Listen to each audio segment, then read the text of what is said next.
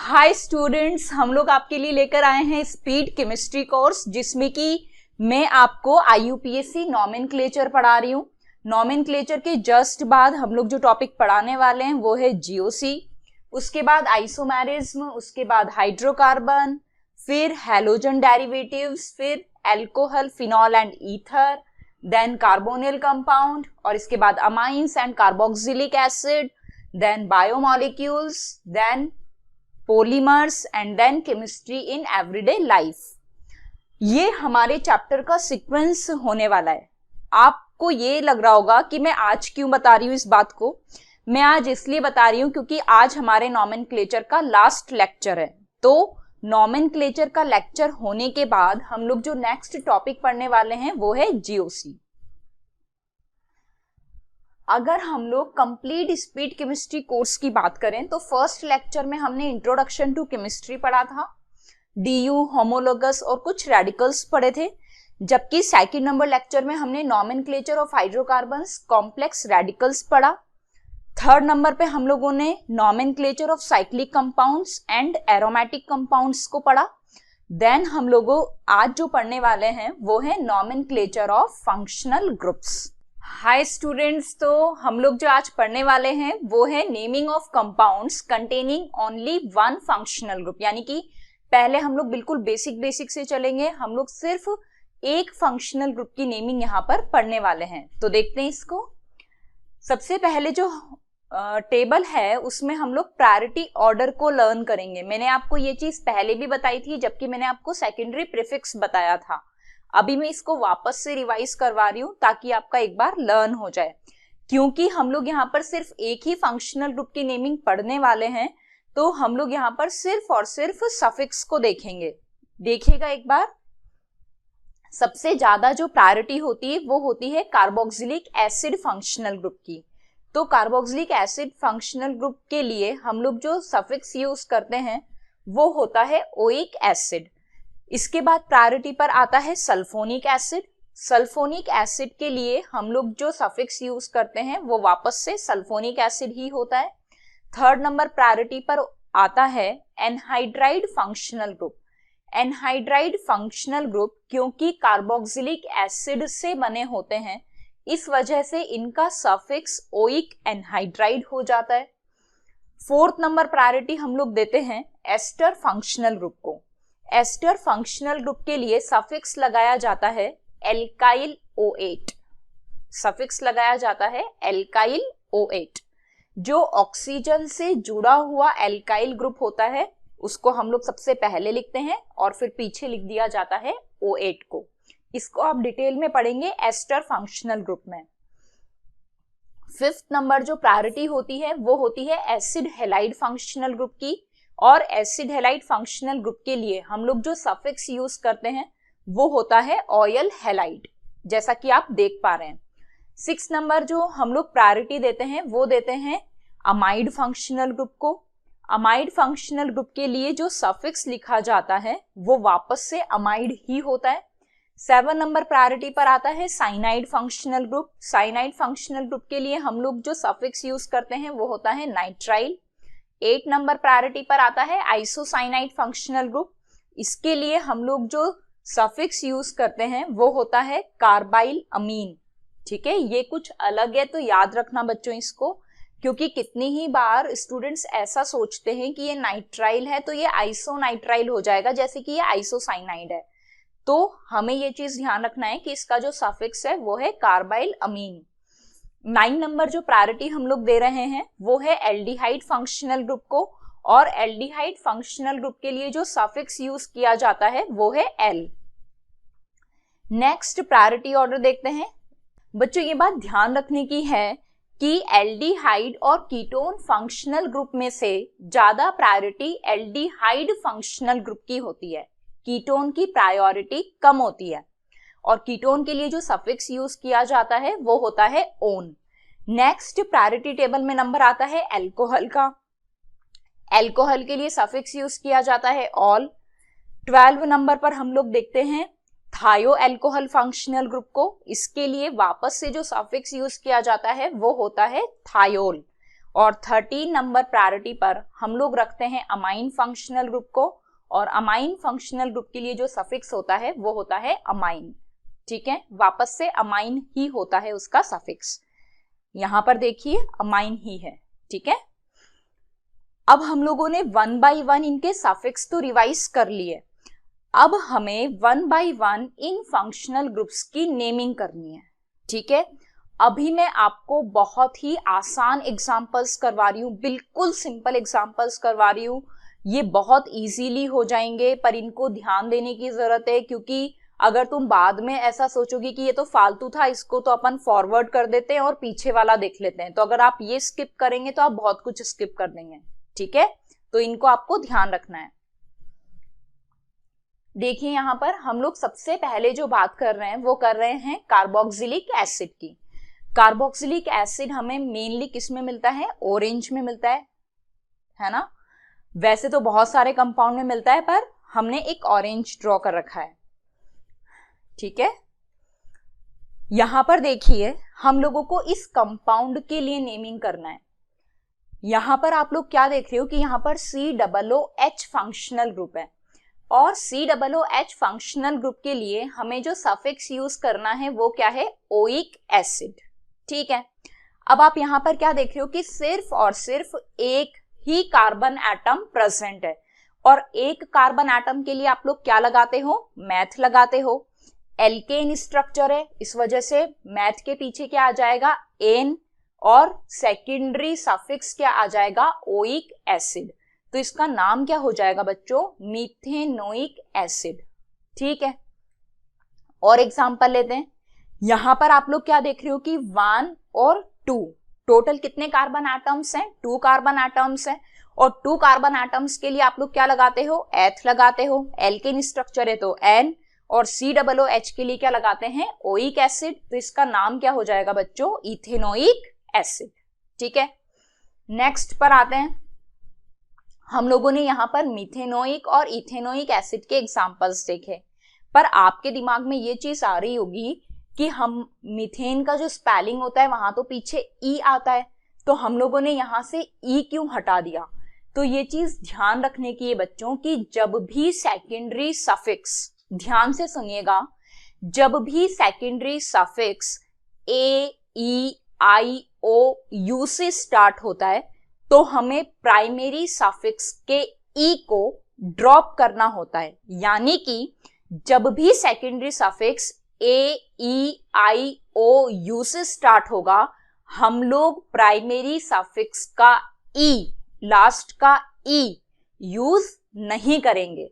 ठीक है, तो यहां पर बच्चों क्या नाम हो गया इसका? Methanoic acid. हम लोगों ने इस वाले ई को यहां पर ड्रॉप कर दिया। क्यों ड्रॉप किया है? क्योंकि जो हमारा सेकेंडरी सफिक्स था उसका जो फर्स्ट लेटर था वो क्या था? ओ था, इस वजह से हमने इस ई को ड्रॉप कर दिया। ठीक है, यही चीज यहां पर लिखी हुई है कि when secondary suffix start with vowel A, E, I, O, U, then we skip last letter E of primary suffix. ठीक है, नेक्स्ट स्लाइड पर आते हैं। यहां पर आपको ये कोई कार्बन चेन दिख रही है। ठीक है, अब इस कार्बन चेन में हम लोगों को इसका नेमिंग करना है। तो बच्चों एक बात मैं आपको क्लियर कर दूं।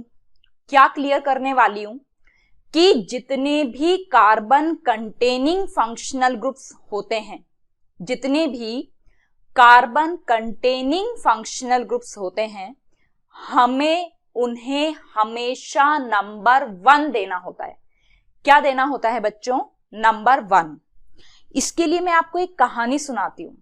कहानी क्या है कि 2 तरीके के लोग हैं। एक तो हैं अकड़ू लोग जो कि हर चीज में अपना घमंड बताते हैं, दूसरे लोग हैं बेचारे साधा सिंपल लोग। ठीक है, तो ये जितने भी कार्बन कंटेनिंग फंक्शनल ग्रुप्स होते हैं ना, ये कौन सी कैटेगरी में डाल दो? अकड़ू लोगों की कैटेगरी में। ठीक है, ये लोग क्या बोलते हैं कि चाहे हम कार्बन चेन में कहीं पर भी आए, हमसे ही नंबरिंग स्टार्ट होना चाहिए। यानी कि लोग होते हैं ना जो ऐसे बोलते हैं कि हम जहां खड़े हो जाते हैं लाइन वहीं से शुरू हो जाती है, उस तरीके के लोग हैं। यानी कि अगर ये किसी भी कार्बन चेन में आएंगे तो हमेशा खुद को कौन सा नंबर दिलवाते हैं? 1 नंबर दिलवाते हैं, हाईएस्ट प्रायोरिटी दिलवाते हैं, लोअर नंबर दिलवाते हैं, क्योंकि ये कैसे लोग हैं? अकड़ू लोग हैं। ठीक है। वहीं अगर हम लोग जो कार्बन कंटेनिंग फंक्शनल ग्रुप्स नहीं होते, जैसे कि हम लोग बात कर लेते हैं सल्फोनिक एसिड की। सल्फोनिक एसिड अच्छे लोग हैं, वो ये कहते हैं कि यार देखो कार्बन चेन में हम कहीं पर भी आ रहे हो ना, तो क्योंकि हम लोग फंक्शनल ग्रुप्स हैं, हमें लोअर नंबर असाइन करवा देना। क्या बोलते हैं? हम कहीं पर भी आ जाएंगे, बस कोशिश ये करना कि हमें क्या असाइन हो जाए? लोअर नंबर, यानी कि हाईएस्ट प्रायोरिटी असाइन हो जाए। यानी कि सल्फोनिक एसिड कभी भी ऐसा नहीं बोलते कि हमें ही नंबर 1 दो, जबकि ये जो कार्बन कंटेनिंग फंक्शनल ग्रुप्स होते हैं वो क्या बोलते हैं कि नंबरिंग तो हमसे ही स्टार्ट होगी, हमसे ही लाइन शुरू होगी, हमें ही नंबर 1 देना पड़ेगा। तो कार्बन कंटेनिंग फंक्शनल ग्रुप में इसका एक एक्सेप्शन है कीटोन। कीटोन के अलावा कोई भी फंक्शनल ग्रुप आ जाए कार्बन कंटेनिंग, आपको उसको हमेशा क्या देना है बच्चों? नंबर 1 देना है, हाईएस्ट प्रायोरिटी देनी है, लोअर नंबर देना है। ठीक है। तो हम लोग यहां पर एक बार नंबरिंग करके देख लेते हैं। मैंने इसको 1 दिया, मैंने पहले ही बता दिया ये अकड़ू लोग है, खुद को कौन सा नंबर दिलवाएंगे? 1 नंबर। इसको 2 नंबर दे दिया। अब हमारे पास 2 ऑप्शंस हैं। वो ऑप्शंस क्या क्या हैं कि या तो हम लोग इधर की तरफ मूव कर जाएं या फिर हम लोग इधर की तरफ राइट हैंड साइड मूव कर जाएं। तो आप लोग क्या देख रहे हो कि अगर आप लेफ्ट हैंड साइड मूव करोगे तो 3, 4 और 5 कार्बन एटम्स प्रिंसिपल चेन में आएंगे, जबकि अगर आप राइट हैंड साइड की तरफ मूव करोगे तो 3, 4, 5, 6 carbon atoms principal carbon chain में आएंगे। तो हमें कौन सी चेन को एज अ पेरेंट चेन लेना होता है? जहां की फंक्शनल ग्रुप के साथ साथ maximum number of carbon atoms आ रहे हों। हमें उस चेन को, उस कार्बन चेन को किसकी तरह ट्रीट करना होता है? पेरेंट चेन की तरह। ठीक है। तो देखो इसी तरीके से नंबरिंग करी गई है। तो इसका नाम क्या हो गया बच्चों? अब मैंने आपको क्या बताया था कि जो भी carbon atoms principal carbon chain में, मेन कार्बन चेन में नहीं आते, वो किसकी तरह ट्रीट किए जाते हैं बच्चों? सब्स्टिट्यूएंट की तरह। किसकी तरह ट्रीट किए जाते हैं? सब्स्टिट्यूएंट की तरह। तो यहां पर ये जो पूरा ग्रुप है वो किसकी तरह बिहेव करेगा? सब्स्टिट्यूएंट की तरह। क्योंकि यहां पर 3 कार्बन एटम है तो मैंने क्या लिख दिया बच्चों? प्रोप। और क्योंकि ये एज अ सब्स्टिट्यूएंट आया है तो हम लोग इसके पीछे क्या लिख देंगे बच्चों? आइल। तो इसका नाम क्या हो गया? प्रोपाइल। ठीक है, ये हो गया। नेक्स्ट एग्जांपल पर आते हैं। ये हमने कोई कंपाउंड बना दिया। अब आप लोग क्या देख रहे हो कि ये वाला भी functional group principal functional group है और ये वाला भी है, और दोनों की प्रायोरिटी क्या आती है बच्चों? सेम आती है। तो अब हमें क्या करना पड़ेगा? आप चाहे इधर से नंबरिंग स्टार्ट करो, चाहे आप इधर से नंबरिंग स्टार्ट करो, बात तो एक ही है ना। मैंने यहां से नंबरिंग को स्टार्ट कर दिया, 1, 2, 3, 4, 5 और 6। मैं आपको बता चुकी हूं कि अगर कार्बन कंटेनिंग फंक्शनल ग्रुप है तो हमें उसका कार्बन वर्ड रूट में काउंट करना है, मेन कार्बन चेन में काउंट करना है। ठीक है। तो यहां पर 6 कार्बन एटम्स हैं। 6 कार्बन एटम्स के लिए बच्चों अपन क्या लिखते हैं? हेक्स। क्योंकि ये एल्केन टाइप का स्ट्रक्चर है तो अपन क्या लिखेंगे? एन। अब ये जो अपने फंक्शनल ग्रुप है वो कौन कौन सी पोजीशन पर आ रहे हैं? 1 और 6 पर। तो इसका क्या नाम हो गया? 1,6। क्योंकि 2 फंक्शनल ग्रुप है तो हम लोग क्या लगा देंगे? डाई। और COOH के लिए सफिक्स क्या होता है? Oic acid. तो इसका नाम क्या हो गया बच्चों? Hexane 1,6 dioic acid. अब बच्चों आपके दिमाग में आ रहा होगा कि यहां पर हमने ई को लिखा है। क्यों लिखा है? क्योंकि इसके जस्ट बाद क्या आ रहा है? डी आ रहा है। अगर इसकी जगह AEIOU इनमें से कुछ भी आ रहा होता तो फिर हम लोग इस वाले ई को नहीं लिखते। ठीक है, नेक्स्ट स्लाइड पर आते हैं। अब हमें क्या करना है बच्चों, यूज ऑफ स्पेशल सफिक्स करना है। ठीक है, आपको मैंने बताया है कि जो कार्बोक्सिलिक एसिड है उसकी प्रायोरिटी सबसे ज्यादा है। ठीक है, तो इतनी ज्यादा प्रायोरिटी होने के बाद भी क्या होता है कि वो जो ग्रुप है वो किसकी तरह आ जाता है, सब्स्टिट्यूएंट की तरह आ जाता है। ठीक है, यानी कि जब भी हम, ध्यान से सुनिएगा बच्चों, जब भी हम कार्बन को पेरेंट चेन में इंक्लूड नहीं कर पाते, जब भी हम कार्बन कंटेनिंग फंक्शनल ग्रुप के कार्बन को पेरेंट चेन में इंक्लूड नहीं कर पाते, तो हमें क्या यूज करना पड़ता है, उसका स्पेशल सफिक्स यूज करना पड़ता है। ठीक है, यानी कि ये स्पेशल सफिक्स किन कंडीशन में यूज होता है, जबकि हम लोग जो कार्बन कंटेनिंग फंक्शनल ग्रुप का कार्बन है उसको जब हम पेरेंट चेन में इंक्लूड नहीं कर पाते तो हम लोग किसका यूज करते हैं, स्पेशल सफिक्स का यूज करते हैं। जब मैंने आपको इससे पहले वाले लेक्चर में जब मैंने आपको सफिक्स पढ़ाए थे तो मैंने आपको बताया था कि ओइक एसिड भी होता है कार्बोक्सिलिक एसिड के लिए और कार्बोक्सिलिक एसिड भी होता है। फिर जब मैंने आपको ओइक एनहाइड्राइड पढ़ाया, एनहाइड्राइड फंक्शनल ग्रुप पढ़ाया, तो मैंने बोला कि ओइक एनहाइड्राइड भी हो सकता है और कार्बोक्सिलिक एनहाइड्राइड भी हो सकता है। इसी तरीके से जब मैंने अमाइड के बारे में पढ़ाया तो मैंने बोला कि अमाइड भी सेकेंडरी सफिक्स है अमाइड के लिए और कार्बोक्सेमाइड भी है।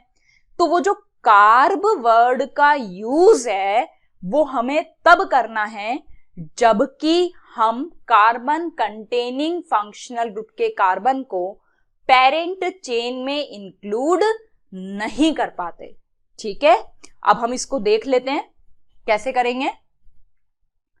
सबसे पहले तो केस 1 बोला हुआ है।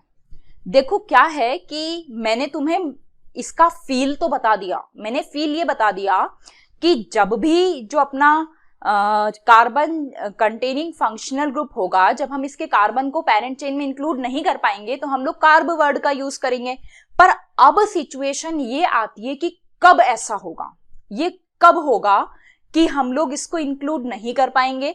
तो उसके लिए हम लोगों ने यहां पर 2 केसेस बनाए हैं। ठीक है, तो हम लोग सबसे पहले केस 1 देख रहे हैं। केस 1 में क्या है बच्चों कि when carbon containing functional group is directly attached to cyclic ring, then carbon of that functional group is not included in parent carbon chain and we use special suffix for them। यानी कि जब भी कोई carbon containing functional group किसी भी cyclic chain के साथ जुड़ा हुआ होता है इस तरीके से, तो इस कंडीशन में हम लोग ये जो फंक्शनल ग्रुप का कार्बन है इसको हम लोग पेरेंट चेन में इंक्लूड नहीं कर पाते और यहां पर हमें कौन सा सफिक्स यूज करना पड़ता है बच्चों, कार्ब वाला सफिक्स यूज करना पड़ता है। यानी कि अब अगर अपन इसका नाम लिखेंगे तो अपन इसका नाम क्या लिखने वाले हैं,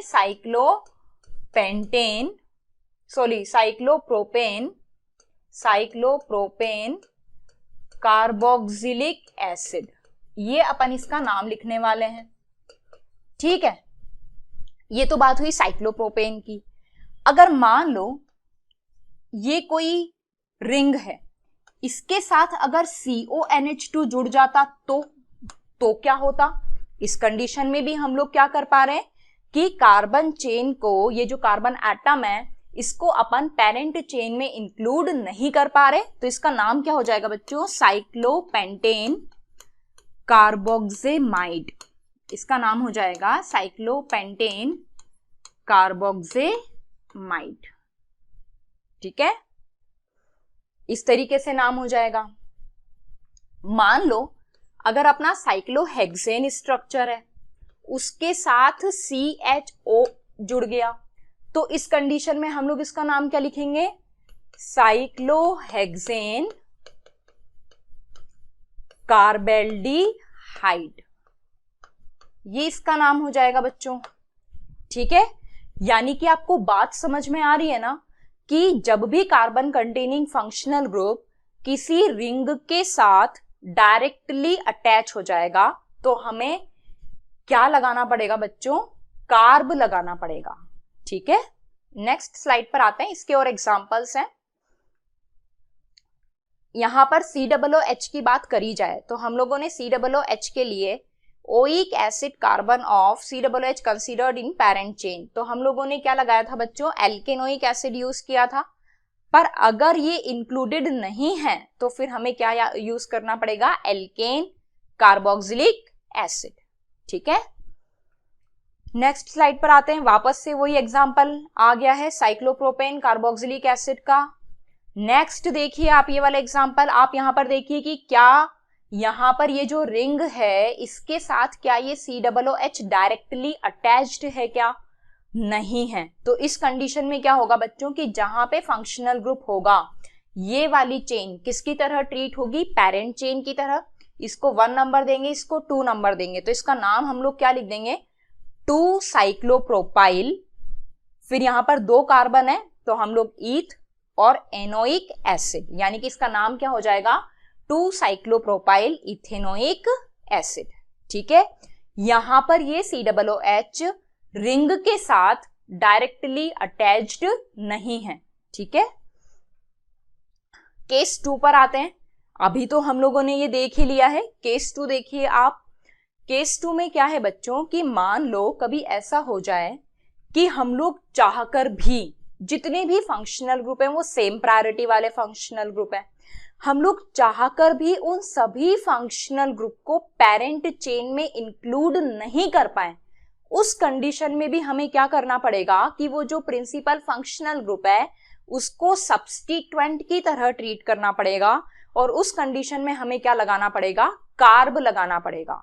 ठीक है, क्योंकि उस कंडीशन में हम लोग वहां पर उस कार्बन एटम को पेरेंट कार्बन चेन में इंक्लूड नहीं कर पा रहे हैं। ठीक है, अभी मैं एक बार इसको पढ़ देती हूं, क्या बोला है इसमें, when more than 2 same carbon containing functional group are directly attached to parent chain, then functional group is not included in parent carbon chain and we use special suffix for them। ठीक है, ये बात मैंने आपको बता दी। ठीक है, अब हम इसका एग्जाम्पल देख लेते हैं। इसका एग्जाम्पल, ये कोई कंपाउंड है। अब यार इस कंपाउंड में अपन जुगाड़ करने की कोशिश कर रहे हैं, अपन ये करने की कोशिश कर रहे हैं कि जैसे ना तैसे maximum number of functional group को हम लोग किसके अंदर इंक्लूड कर लें, पेरेंट कार्बन चेन के अंदर इंक्लूड कर लें। तो अगर मैं यहां से स्टार्ट करती हूं तो 1 2 3 4 5 कार्बन एटम्स की चेन आई अपने पास, पर ये वाला COOH छूट गया। ठीक है, फिर अगर मैं इसको एज अ पेरेंट चेन लेती हूं तो ये CH2 COOH छूट जाएगा। यानी कि कुछ भी कर लो, हम लोग इन तीनों फंक्शनल ग्रुप को पेरेंट चेन में इंक्लूड नहीं कर पा रहे हैं। ठीक है, और ये जो IUPAC ना बच्चों, ये किसी के भी साथ भेदभाव नहीं करती, डिफरेंशिएट नहीं करती। तो ये बोल रही है कि अगर तुम नहीं कर पा रहे हो ना ऐसा, तो ऐसा करो, इन तीनों को ही किसकी तरह प्रायोरिटी दे दो, सब्स्टिट्यूएंट की तरह। यानी कि अब ये पेरेंट चेन में इंक्लूड नहीं होंगे, अब ये सारे फंक्शनल ग्रुप सब्स्टिट्यूएंट की तरह आएंगे, और अगर ये सब्स्टिट्यूएंट की तरह आएंगे तो फिर हमें क्या यूज करना पड़ेगा, कार्ब का यूज करना पड़ेगा। तो इसका नाम क्या हो जाएगा बच्चों, ये वाली अपनी पेरेंट चेन हो गई, IUPAC ने कोई भेदभाव नहीं किया, तो इसका नाम क्या हो गया बच्चों, प्रोपेन 1 2 3 ट्राई कार्बोक्सिलिक एसिड। इस कंडीशन में हमने किसी भी COOH को पेरेंट चेन के अंदर नहीं लिया है, क्योंकि हम लोग भेदभाव करने वाले नहीं है, IUPAC कभी भेदभाव नहीं करती। ठीक है, सल्फोनिक एसिड पर आते हैं। कार्बोक्सिलिक एसिड की रामायण खत्म हो गई। मैंने ये बोला था कि जितने भी कार्बन कंटेनिंग फंक्शनल ग्रुप हैं वो खुद को कौन सा नंबर दिलवाएंगे, 1। जबकि सल्फोनिक एसिड फंक्शनल ग्रुप खुद को 1 नंबर नहीं दिलवाता, ये तो ये कोशिश करता है कि यार तुम कोई भी पेरेंट चेन को सिलेक्ट कर लो और मुझे लोअर नंबर यानी कि हाईएस्ट प्रायोरिटी देने की कोशिश करना, ठीक है। तो चलो अपन इसका पहले तो वो देख लेते कि ये कहाँ कहाँ मिलता है। ये इन कंपाउंड चीजों में मिलता है। अगर हम लोग सल्फोनिक एसिड फंक्शनल ग्रुप की बात करें तो हम लोग इसके लिए सफिक्स क्या यूज करते हैं, सल्फोनिक एसिड, यानी कि अगर हम लोग इसका IUPAC नेम लिखेंगे तो क्या लिखेंगे, एल्केन सल्फोनिक एसिड, ठीक है। इसके एग्जांपल्स पर आ जाओ बच्चों। आप लोग क्या देख रहे हो कि यहां पर ये जो कार्बन है वो कितना कार्बन है, 1 कार्बन है। 1 कार्बन के लिए मैथ, एल्केन स्ट्रक्चर के लिए N और SO3H के लिए सल्फोनिक एसिड। तो इसका नाम क्या हो जाएगा बच्चों, मीथेन सल्फोनिक एसिड, ठीक है। नेक्स्ट एग्जांपल पर आते हैं। ये कोई स्ट्रक्चर है। अब यहां पर हम लोग इस सल्फोनिक एसिड को 1 नंबर नहीं देंगे क्योंकि ये कार्बन कंटेनिंग नहीं है। अब हम क्या कोशिश करेंगे कि इसको पेरेंट चेन को सेलेक्ट करते हुए इसको लोअर नंबर असाइन कर दें, यानी कि अब हमने इसको कौन सा नंबर असाइन कर दिया है बच्चों, 2 नंबर असाइन कर दिया है। तो अब इसका नाम क्या हो जाएगा, क्योंकि 5 कार्बन एटम्स हैं तो 5 कार्बन एटम्स के लिए हम लोग लिखेंगे पेंट, एल्केन के लिए N। अब क्योंकि सल्फोनिक एसिड 2 नंबर पोजीशन पर आ रहा है तो इसके लिए हम लोग क्या लिख देंगे, पेंटेन 2 सल्फोनिक एसिड। ये इसका नाम हो जाएगा, पेंटेन 2 सल्फोनिक एसिड। नेक्स्ट पर आते हैं। ये कोई साइक्लिक स्ट्रक्चर है। साइक्लिक स्ट्रक्चर के साथ SO3H ग्रुप अटैच्ड है, ठीक है। तो क्योंकि ये साइक्लिक स्ट्रक्चर है तो मैंने आपको बताया था कि जब भी आपके पास साइक्लिक कंपाउंड आएगा तो आपको इसके लिए प्राइमरी प्रीफिक्स यूज करना पड़ेगा साइक्लो, ठीक है। 4 कार्बन एटम से इसलिए आपने क्या लिख दिया, ब्यूट। एल्केन स्ट्रक्चर इसलिए आपने क्या लिख दिया, N। अब क्योंकि SO3H एक ही फंक्शनल ग्रुप है तो हम लोग इसको 1 नंबर देके क्या नाम लिख देंगे, साइक्लोब्यूटेन 1 सल्फोनिक एसिड। और अगर आप 1 नहीं भी लिखते हैं तो भी चलेगा, ठीक है, साइक्लोब्यूटेन सल्फोनिक एसिड। अब हम लोग नेक्स्ट फंक्शनल ग्रुप पर आते हैं जो है एनहाइड्राइड फंक्शनल ग्रुप। ये जो एनहाइड्राइड फंक्शनल ग्रुप है ये हमेशा एसिड से डिराइव होता है। एनहाइड्राइड फंक्शनल ग्रुप हमेशा एसिड से डिराइव होता है, यानी कि एनहाइड्राइड किससे बने होते हैं, एसिड से। अगर हम लोग एनहाइड्राइड फंक्शनल ग्रुप के लिए सफिक्स लिखे तो हम लोग इसके लिए सफिक्स क्या लिखेंगे, ओइक एनहाइड्राइड या फिर कार्बोक्सिलिक एनहाइड्राइड। और अगर इसको IUPAC नेम में लिखना है तो हम लोग क्या क्या लिख सकते हैं, एल्केनोइक एनहाइड्राइड या फिर एल्केन कार्बोक्सिलिक एनहाइड्राइड, ये भी लिखा जा सकता है। बच्चों अब हम लोग नेक्स्ट स्लाइड पर आते हैं। मैंने अभी अभी आपको बताया कि जो एनहाइड्राइड फंक्शनल ग्रुप है ये कार्बोक्सिलिक एसिड से मिलकर बना हुआ होता है। तो हम लोग इसके लिए एक रिएक्शन देख लेते हैं। यहाँ पर हम लोगों ने कोई 2 कार्बोक्सिलिक एसिड फंक्शनल ग्रुप को ले लिया। अगर हम लोग यहाँ पर हीट कर देंगे तो इसको हीट करने से हमें जो फाइनल कंपाउंड मिलेगा वो कौन सा कंपाउंड होगा, एनहाइड्राइड कंपाउंड होगा, ठीक है। यानी कि जो एनहाइड्राइड्स होते हैं वो किससे बने होते हैं बच्चों, एसिड से। ये हमने कोई एनहाइड्राइड ले लिया। अगर आप इसको बीच में से ब्रेक करोगे तो यहां पर क्योंकि पहले H2O निकला था तो हमें H2O को ऐड करना है, तो हमने यहां पर क्या बना दिया, HCOOH प्लस HCOOH, ये बना दिया हमने। यानी कि ये जो एनहाइड्राइड है ये इस वाले एसिड से बना हुआ है। अब इस वाले एसिड का हम लोग क्या नाम लिखते हैं बच्चों, मिथेनोइक एसिड लिखते हैं। तो क्योंकि ये एनहाइड्राइड मिथेनोइक एसिड का एनहाइड्राइड है तो हम लोग इसके लिए क्या लिख देंगे बच्चों, methanoic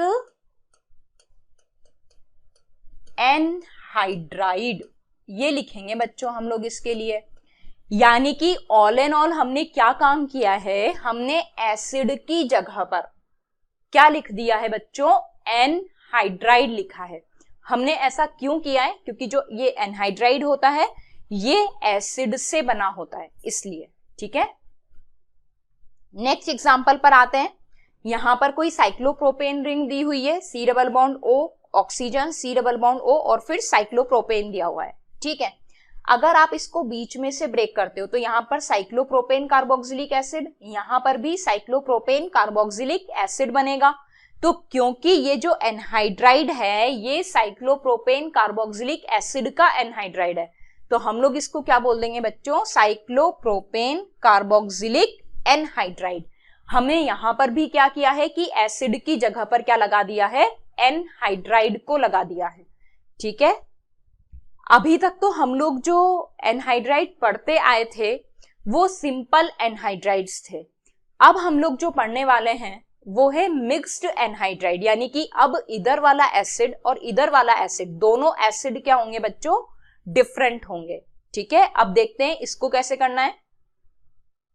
mixed anhydride according to alphabet कैसे करना है बच्चों, जैसे ये कोई इथेनोइक एसिड है और प्रोपेनोइक एसिड है, अगर हम लोगों ने इसको हीट किया तो हमारे पास ये कोई एनहाइड्राइड बनेगा।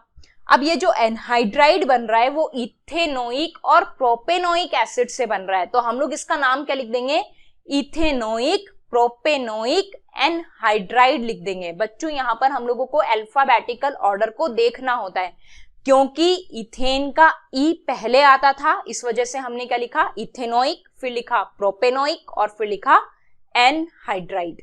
ठीक है, एक एग्जांपल और देखते हैं बच्चों। जैसे कि ये कोई कंपाउंड है, हम लोगों को सबसे पहला काम क्या करना है कि ये जो भी कंपाउंड हमें दिया हुआ है उसको हमें एसिड में चेंज करना है। तो हम लोग इसको एसिड में चेंज कर लेते हैं। बच्चों यहाँ पर थोड़ा सा मिसप्रिंट हो गया है, ये एक्चुअल में CH2 नहीं है, ये C डबल बॉन्ड O है। ठीक है, तो हम लोग इसको कर लेते हैं। इससे हमारे पास जो कंपाउंड फॉर्म होगा वो क्या फॉर्म होगा, CH3 CH2 C double OH plus CH3 CH CH3 C double OH। हम लोग इसको 1 नंबर देंगे, इसको 2 और इसको 3, यानी कि इसका नाम क्या हो जाएगा बच्चों, प्रोपेनोइक एसिड, जबकि इसका नाम क्या होगा 1 2 3, यानी कि इसका नाम हम लोग लिख सकते हैं 2 मिथाइल प्रोपेनोइक एसिड, ये लिख सकते हैं बच्चों। अब आप लोग क्या देख रहे हो कि यहां पर अगर हम लोग प्रोपेनोइक और 2 मिथाइल प्रोपेनोइक को अगर हम लोग अल्फाबेटिकल अरेंज करें तो 2 मिथाइल प्रोपेनोइक अल्फाबेटिकली पहले आएगा, यानी कि इसका नाम क्या हो जाएगा बच्चों, 2 मिथाइल प्रोपेनोइक प्रोपेनोइक। हम लोग 2 बार प्रोपेनोइक लिखेंगे क्योंकि ये एसिड दोनों के दोनों सेम नहीं है, अलग अलग हैं, इस वजह से हमें 2 बार लिखना होगा। तो हम लोग लिखेंगे 2 मिथाइल प्रोपेनोइक प्रोपेनोइक एनहाइड्राइड। ठीक है, नेक्स्ट कंपाउंड पे आते हैं। वापस से हमें इसको किस में चेंज करना है, एसिड में चेंज करना है। इस तरीके से हमने एसिड में चेंज कर दिया इसको 1 2 3 4 नंबर दिया। अगर हम लोग इसको एज अ एसिड लिख रहे होते तो हम लोग क्या लिखते बच्चों, ब्यूटेन। 4 कार्बन एटम्स हैं तो ब्यूट, एल्केन स्ट्रक्चर है तो एन, क्योंकि 2 बार कार्बोक्सिलिक एसिड आ रहा है तो हम लोग लिखते हैं डाइओइक एसिड, इस तरीके से लिखते हैं। पर क्योंकि ये एसिड नहीं है, क्या है, एनहाइड्राइड है, तो हम लोग इसका नाम क्या लिखेंगे बच्चों, ब्यूटेन डाइओइक एनहाइड्राइड। अगर आपको कभी भी कंफ्यूजन हो ना तो मैं आपको एक ट्रिक देती हूं, वो क्या है कि जब भी आपके पास साइक्लिक एनहाइड्राइड आए तो वहां पर आपको डाई का यूज करना होगा। जैसे कि आप लोग यहां पर देख रहे हो ना, ये कोई साइक्लिक एनहाइड्राइड था तो हमने यहां पर ब्यूटेन डाइओइक एनहाइड्राइड लिखा है। तो जब भी आपके पास साइक्लिक एनहाइड्राइड आएगा आपको डाई का यूज करना पड़ेगा। ठीक है, इसका नाम देख लेते हैं, क्या नाम है बच्चों, butane dioic anhydride. Next compound पे आते हैं। नेक्स्ट कंपाउंड क्या है, ये कोई कंपाउंड है। अब आप लोग क्या देख रहे हो कि अगर आप इसको वापस से इसके एसिड में चेंज करोगे तो यहां पर COOH और यहां पर COOH आएगा, यानी इसको 1 दोगे और इसको 2 दोगे तो इसका नाम क्या हो जाएगा बच्चों, साइक्लोहेक्सेन 1, 2 डाई कार्बोक्सिलिक एसिड। अगर एसिड के टर्म में बोले तो, पर क्योंकि ये एनहाइड्राइड है तो हम लोग इसका नाम क्या लिख सकते हैं, साइक्लोहेक्सेन 1,2 डाई कार्बोक्सिलिक एनहाइड्राइड, जैसा कि आपको यहां पर दिया हुआ है। ठीक है, नेक्स्ट जो कंपाउंड हम लोग पढ़ने वाले हैं वो है एस्टर। एस्टर किस में मिलता है बच्चों, फ्रूट्स में मिलता है। यहां पर हमने फ्रूट्स बना दिए, एप्पल और वाटरमेलन। अगर हम लोग एस्टर फंक्शनल ग्रुप की बात करें तो इसके लिए हम लोग सफिक्स क्या लगाते होते हैं, एल्काइल OH। ठीक है, अब इसको कार्बोक्सिलेट भी लगा सकते हैं। कब लगाना है बच्चों, जबकि एस्टर का कार्बन पेरेंट चेन में इंक्लूड नहीं हो पाए तो हमें क्या लगाना पड़ेगा बच्चों, कार्बोक्सिलेट लगाना पड़ेगा। ठीक है, अब हम लोग इसके एग्जांपल्स कर लेते हैं। एक बात ध्यान देना बच्चों कि जो एस्टर का स्ट्रक्चर होता है वो कुछ इस तरीके का होता है, RC+O+R। ठीक है, तो जो ये ऑक्सीजन से जुड़ा हुआ एल्काइल ग्रुप होता है वो हमेशा सब्स्टिट्यूएंट की तरह, यानी कि उसको हम लोग सबसे पहले प्रीफिक्स यानी कि एल्काइल के फॉर्म में लिख देते हैं। ठीक है, जबकि ये जो C+O है, इससे जुड़ा हुआ जो एल्काइल है इसको हम लोग हमेशा पेरेंट चेन में इंक्लूड करते हैं। ठीक है, और जब हम इसकी नेमिंग करेंगे तो ये इस वाले कार्बन एटम को भी कैलकुलेट करना है। ठीक है, अब ये कोई कंपाउंड हमें दिया हुआ है ऑक्सीजन से जुड़ा हुआ, क्या है बच्चों, मिथाइल है। तो सबसे पहले क्या लिख दिया हमने, मिथाइल। अब मैंने बोला था कि ये वाला तो अपना पेरेंट चेन है। अब आपने क्या देखा कि यहां पर सिर्फ और सिर्फ कितना कार्बन एटम प्रेजेंट है, 1 कार्बन एटम प्रेजेंट है। तो हमने इसका नाम क्या लिख दिया, मिथाइल मेथेनोएट, ये इसका नाम हो जाएगा। ठीक है, नेक्स्ट कंपाउंड पर आते हैं। वापस से ये जो ऑक्सीजन के साथ जुड़ा हुआ ग्रुप है ये पूरा ग्रुप किसकी तरह आएगा बच्चों, सब्स्टिट्यूएंट की तरह, और ये किसकी तरह आएगा, पेरेंट चेन की तरह। तो हम लोग सबसे पहले क्या लिखेंगे, क्योंकि 3 कार्बन एटम्स हैं तो हम लोग लिखेंगे प्रोपाइल, और यहां पर भी पेरेंट चेन में कितने कार्बन एटम्स आ रहे हैं, 1, 2 और 3, तो यहां पर आ जाएगा प्रोपेनोएट। तो इसका नाम क्या हो गया बच्चों, प्रोपाइल प्रोपेनोएट। ठीक है, नेक्स्ट देखते हैं एसिड हैलाइड फंक्शनल ग्रुप। अभी बच्चों मैंने एस्टर के प्रीफिक्स आपको नहीं बताए हैं, जब हम लोग पॉलीफंक्शनल ग्रुप पढ़ेंगे तो मैं आपको इसके प्रीफिक्स भी बता दूंगी। ठीक है, अभी हम लोग एसिड हैलाइड की बात करते हैं। एसिड हैलाइड फंक्शनल ग्रुप बच्चों होता है C+OX, इसको हम लोग एसिड हैलाइड फंक्शनल ग्रुप बोलते हैं। यहां पर फ्लोरीन, क्लोरीन, ब्रोमीन और आयोडीन कुछ भी प्रेजेंट हो सकता है। क्योंकि हम लोग मोनोफंक्शनल ग्रुप की बात कर रहे हैं इसलिए हम लोग सबसे पहले सफिक्स को देखेंगे। तो इसके लिए हम लोग सफिक्स क्या यूज कर सकते हैं, ऑयल हैलाइड या फिर कार्बोनाइल हैलाइड का यूज कर सकते हैं। अगर हम लोग इसको IUPAC में देखना चाहें तो हम लोग इसके लिए कंप्लीट नेम क्या लिख रहे होंगे, एल्केनोयल हैलाइड या फिर एल्केन कार्बोनाइल हैलाइड, ये हम लोग इसके लिए लिख रहे होंगे। इसके एग्जांपल्स पर आते हैं बच्चों। ये कोई एग्जांपल हमने लिया है, ये वाला अपना चेन है, इसको 1 और इसको 2 नाम दिया, 2 कार्बन एटम्स है, तो इथे एल्केन स्ट्रक्चर है इसलिए N, और क्योंकि पीछे ऑयल हैलाइड आ रहा है इस वजह से हम लोग इस वाले E को ड्रॉप कर देंगे, हम लोग उसको यहां पर मेंशन नहीं करेंगे। तो इसका नाम क्या हो जाएगा, इथेनॉयल क्लोराइड, ये इसका नाम हो जाएगा बच्चों। ठीक है, नेक्स्ट एग्जांपल पर आते हैं।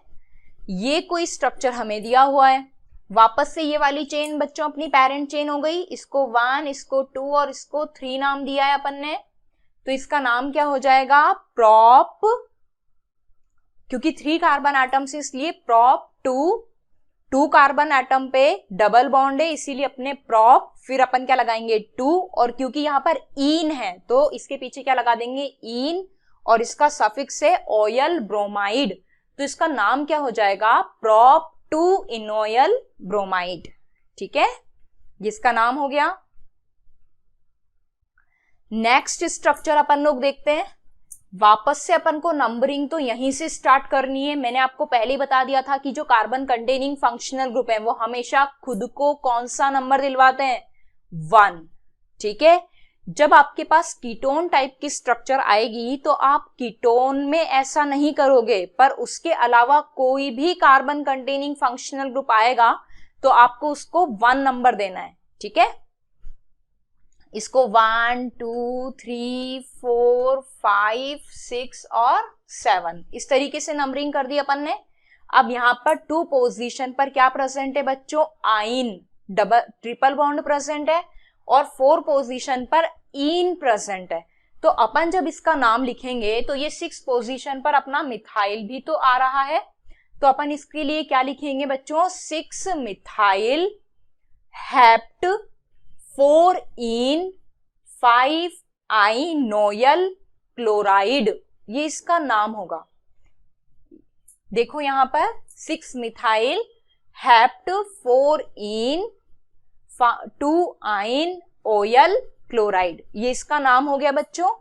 फिर ये अपन ने कोई साइक्लोप्रोपेन टाइप का स्ट्रक्चर लिया, इसके साथ COCl जुड़ा हुआ है, तो इसका नाम क्या हो जाएगा, साइक्लोप्रोपेन कार्बोनाइल क्लोराइड। हमने कार्ब वर्ड का यूज क्यों किया, क्योंकि हम लोग इस COCl को पेरेंट कार्बन चेन में इंक्लूड नहीं कर पा रहे हैं, इसलिए हमने यहां पर क्या यूज किया है बच्चों, कार्ब का यूज किया है। तो इसका नाम क्या हो गया, साइक्लोप्रोपेन कार्बोनाइल क्लोराइड। ठीक है, अब हम लोग अमाइड पर आते हैं। अमाइड किस में प्रेजेंट है, लाल मिर्ची में, है ना। अमाइड के लिए हम लोग सफिक्स देख लेते हैं। अमाइड फंक्शनल ग्रुप के लिए सफिक्स क्या होता है, अमाइड। और अगर इसको एल्केन के टर्म में बोला जाए तो हम लोग इसके लिए क्या लिख सकते हैं, एल्केन अमाइड लिख सकते हैं। ठीक है, जैसा कि आपको स्लाइड में मेंशन है। इसके एग्जांपल्स पर आते हैं। वापस से 1 कार्बन एटम है तो मैथ, एल्केन स्ट्रक्चर है तो N, और CONH2 ग्रुप है तो अमाइड, यानी कि इसका नाम क्या हो जाएगा, मीथेनमाइड। नेक्स्ट कंपाउंड पर आते हैं। CH3 डबल बॉन्ड ONH2 पर 2 कार्बन एटम्स है तो ईथ, एल्केन है तो N, और CONH2 है तो अमाइड, तो इसका नाम क्या हो जाएगा, इथेनमाइड। ठीक है, नेक्स्ट कंपाउंड पे आते हैं। ये भी अमाइड फंक्शनल ग्रुप है बच्चों, बस यहां पर एक हाइड्रोजन की जगह पर CH3 आ गया है। अगर हम लोग इस अमाइड को रिप्रेजेंट करें ना बच्चों, तो ये कौन से डिग्री अमाइड होगा, 2 डिग्री अमाइड होगा। ठीक है, ये कितने डिग्री अमाइड है बच्चों, 2 डिग्री अमाइड है। तो इसका नाम कैसे करना है कि ये जो नाइट्रोजन के साथ जो ग्रुप जुड़ा हुआ है, नाइट्रोजन के साथ जो ग्रुप जुड़ा हुआ है, हमें उसको एज अ सब्स्टिट्यूएंट की तरह ट्रीट करना है। किसकी तरह ट्रीट करना है, सब्स्टिट्यूएंट की तरह। अब यहां पर कोई पोजीशन तो है नहीं, वो तो नाइट्रोजन के साथ जुड़ा हुआ है, तो हमें इसका नाम क्या लिखना पड़ेगा, N, नाइट्रोजन के साथ जुड़ा हुआ है इसलिए N मिथाइल, क्योंकि 2 कार्बन है तो ईथ, और एल्केन स्ट्रक्चर है तो N, और पीछे क्या आ जाएगा, अमाइड, यानी कि बच्चों इसका नाम क्या हो जाएगा, N मिथाइल इथेनमाइड। ठीक है, मैंने ये N से क्यों लिखा है बच्चों, क्योंकि यहां पर कोई पोजीशन मेंशन नहीं है, सिर्फ हमें ये डेजिग्नेट करना है कि ये जो मिथाइल है वो नाइट्रोजन के साथ जुड़ा हुआ है, इसलिए अपन ने क्या लिखा है, N मिथाइल इथेनमाइड लिखा है। ठीक है, नेक्स्ट कंपाउंड पे आते हैं। अब आप लोग क्या देख रही हो कि यहां पर तो 2 कार्बन चेन जुड़ी हुई है, यानी कि ये वाला जो अमाइड है वो कितने डिग्री अमाइड है बच्चों, 3 डिग्री अमाइड है। क्या है बच्चों, ये 3 डिग्री अमाइड है। अब आपने क्या देखा कि यहाँ पर ये 3 कार्बन एटम का स्ट्रक्चर है, इसको अपन प्रोपाइल बोल सकते हैं। ये 4 कार्बन एटम का स्ट्रक्चर है, इसको अपन ब्यूटाइल बोल सकते हैं, रेडिकल है ये। जबकि ये वाली जो चेन है वो अपनी क्या है, पेरेंट चेन है ना। तो इसका नाम क्या हो जाएगा, अब हमें इसको अल्फाबेटिकली अरेंज करना होगा। तो आपको पता है कि B और P के पहले B क्या आता है, पहले आता है, यानी कि इसका नाम क्या हो जाएगा, N ब्यूटाइल, N प्रोपाइल, और क्योंकि उधर 2 कार्बन है मेन चेन में इसलिए इथेनमाइड, ये इसका नाम हो जाएगा। ठीक है, नेक्स्ट स्लाइड पे आते हैं, नेक्स्ट एग्जांपल देखते हैं। यहां पर साइक्लोहेक्सेन के साथ C double bond ONH2 group जुड़ा हुआ है। मैंने आपको बोला था कि अगर CONH2 को आप पेरेंट कार्बन चेन में नहीं ले पाएंगे तो आपको उसके लिए कौन सा सफिक्स यूज करना पड़ेगा, कार्ब वाला, यानी कि इसको हमें क्या लिखना पड़ेगा, कार्बोक्सेमाइड लिखना पड़ेगा। तो इसका नाम क्या हो जाएगा, साइक्लोहेक्सेन कार्बोक्सेमाइड। ठीक है, नेक्स्ट जो फंक्शनल ग्रुप है वो है साइनाइड फंक्शनल ग्रुप। आपको पता है इसके लिए हम लोग सफिक्स लगाते हैं नाइट्राइल, और अगर एल्केन के टर्म में लिखा जाए तो इसको क्या बोल सकते हैं, एल्केन नाइट्राइल बोल सकते हैं, जैसा कि यहां पर दिया हुआ है। अब हमें इसका नेम लिखना है CH3CN।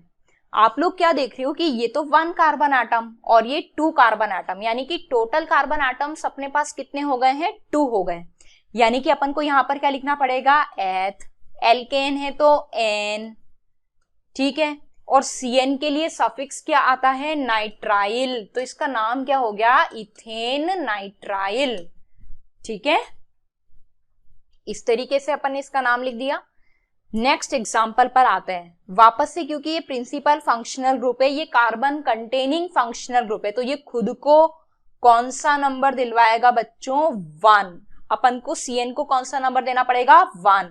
तो 1 2 3 4, तो इसका नाम क्या हो गया, 3 मिथाइल ब्यूटेन, 4 कार्बन है इसलिए ब्यूटेन नाइट्राइल। ठीक है, तो इसका नाम हो जाएगा 3 मिथाइल ब्यूटेन नाइट्राइल। यहां पर आते हैं, यहां पर 3 CN दिए हुए हैं। क्या तुम किसी भी एक को कार्बन चेन में ले सकते हो क्या, पेरेंट कार्बन चेन में ले सकते हो क्या, नहीं ले सकते। सारे के सारे CN को आपको किसकी तरह लेना पड़ेगा, सब्स्टिट्यूएंट की तरह लेना पड़ेगा। यानी कि यहां पर हमें इसके लिए कौन सा सफिक्स यूज करना होगा, कार्ब वाला सफिक्स यूज करना होगा। तो इसका नाम क्या हो जाएगा बच्चों, 1 2 3 है क्योंकि ये, तो अपन इसके लिए क्या बोल सकते हैं, साइक्लोप्रोपेन 1 2 3 ट्राई कार्बो नाइट्राइल, जैसा कि यहां पे मैंने लिखा भी है, साइक्लोप्रोपेन 1 2 3 ट्राई कार्बो नाइट्राइल। ठीक है, नेक्स्ट फंक्शनल ग्रुप पर आते हैं, एल्डिहाइड फंक्शनल ग्रुप पे। एल्डिहाइड फंक्शनल ग्रुप स्ट्रॉबेरी में मिलता है। ठीक है, इसके लिए अगर हम लोग सफिक्स की बात करें तो एल्डिहाइड के लिए अपन लोग क्या लगाते हैं, एल सफिक्स होता है, और हम लोग अगर इसके लिए एल्केन की बात करें तो एल्केनेल बोलेंगे, इसको क्या बोलेंगे, एल्केनेल। ठीक है, इसका एग्जांपल देख लेते हैं। यहां पर ये कोई CH3 CH2 CHO दिया हुआ है। ठीक है, तो यहां पर इसको 1, इसको 2 और इसको 3 नंबर देना पड़ेगा, क्योंकि मैंने बोला था कि एल्डिहाइड खुद को कौन सा नंबर दिलवाएगा, 1 नंबर दिलवाएगा।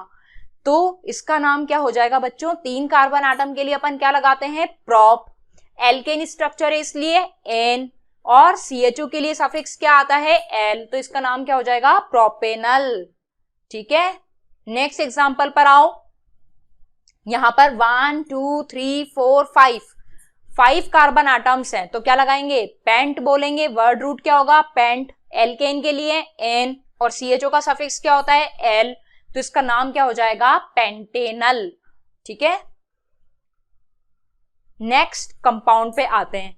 अब आप लोग क्या देख रहे हो कि ये जो एल्डिहाइड फंक्शनल ग्रुप है ये डायरेक्टली साइक्लिक रिंग के साथ जुड़ा हुआ है, यानी कि हम लोग इस CHO ग्रुप को पेरेंट कार्बन चेन में इंक्लूड नहीं कर सकते, और अगर हम लोग इस कार्बन एटम को इंक्लूड नहीं कर सकते तो हमें इसके लिए कौन सा सफिक्स यूज करना पड़ेगा, कार्ब वाला। तो इसका नाम क्या हो जाएगा बच्चों, साइक्लिक स्ट्रक्चर है इसलिए साइक्लो, 6 कार्बन है इसलिए हेक्स, एल्केन स्ट्रक्चर है इसलिए एन, और CHO के लिए हम लोग क्या लगा देते हैं, कार्बेल्डिहाइड, तो इसका नाम क्या हो जाएगा, साइक्लोहेक्सेन कार्बेल्डिहाइड।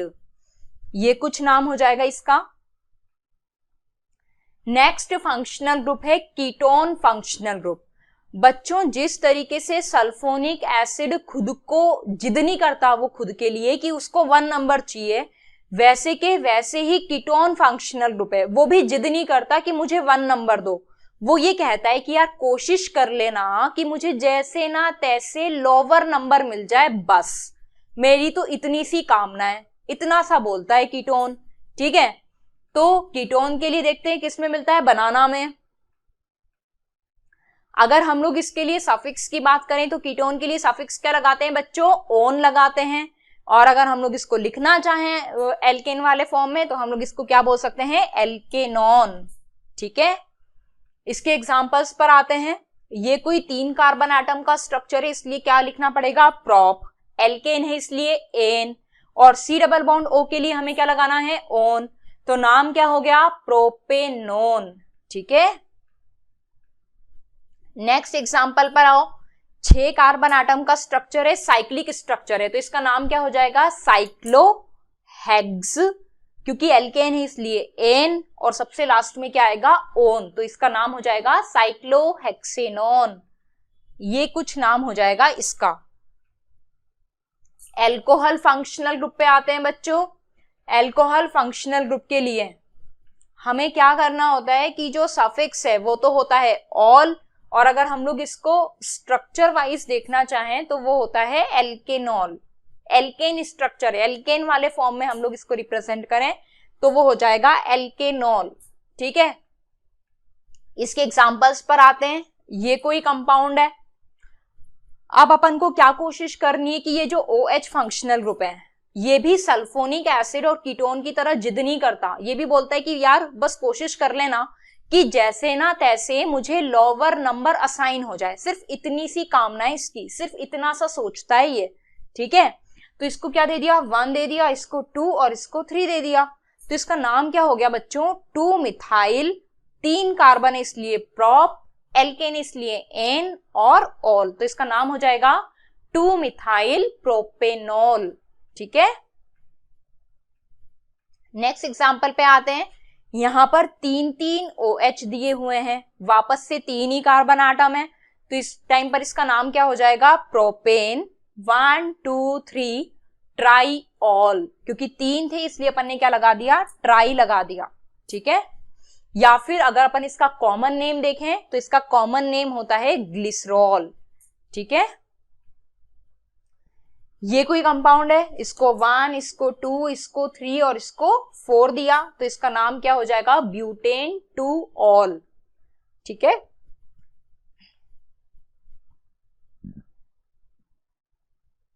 अब नेक्स्ट फंक्शनल ग्रुप पे आते हैं जो कि अमाइन फंक्शनल ग्रुप है। अमाइन फंक्शनल ग्रुप में हम लोग सफिक्स यूज करते हैं अमाइन, और क्योंकि यहां पर अगर हम लोग एल्केन वाले फॉर्म में इसको लिखना चाह रहे हैं तो हम लोग इसके लिए लिख सकते हैं एल्केनमाइन। क्या लिख सकते हैं बच्चों, एल्केनमाइन। ठीक है, यहां पर देखिए इसके एग्जांपल्स। ये कोई कंपाउंड है, यहां पर सिर्फ 1 कार्बन एटम प्रेजेंट है, इस वजह से मैथ, एल्केन इसलिए एन और NH2 के लिए सफिक्स है अमाइन, तो इसका नाम क्या हो गया बच्चों, मिथेनमाइन। वापस से एग्जांपल देखते हैं।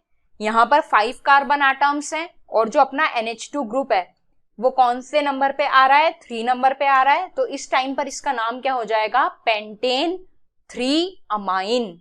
ठीक है, नेक्स्ट फंक्शनल ग्रुप पे आते हैं। अभी तक तो हम लोग जिनकी स्टडी कर रहे थे वो 1 डिग्री अमाइंस थे, अब ये जो है वो 2 डिग्री अमाइन है। ये वाला जो अमाइन है वो कैसा है बच्चों, 2 डिग्री है। अब क्या करना है आपको कि इधर की तरफ कार्बन एटम आपके पास कितने हैं, 2, और इधर की तरफ कार्बन एटम्स आपके पास कितने हैं, 3 है। ठीक है, तो जहां पर नंबर ऑफ कार्बन एटम्स ज्यादा है, जहां नंबर ऑफ कार्बन एटम्स ज्यादा हैं, आपको उसको एज अ पेरेंट चेन की तरह ट्रीट करना है।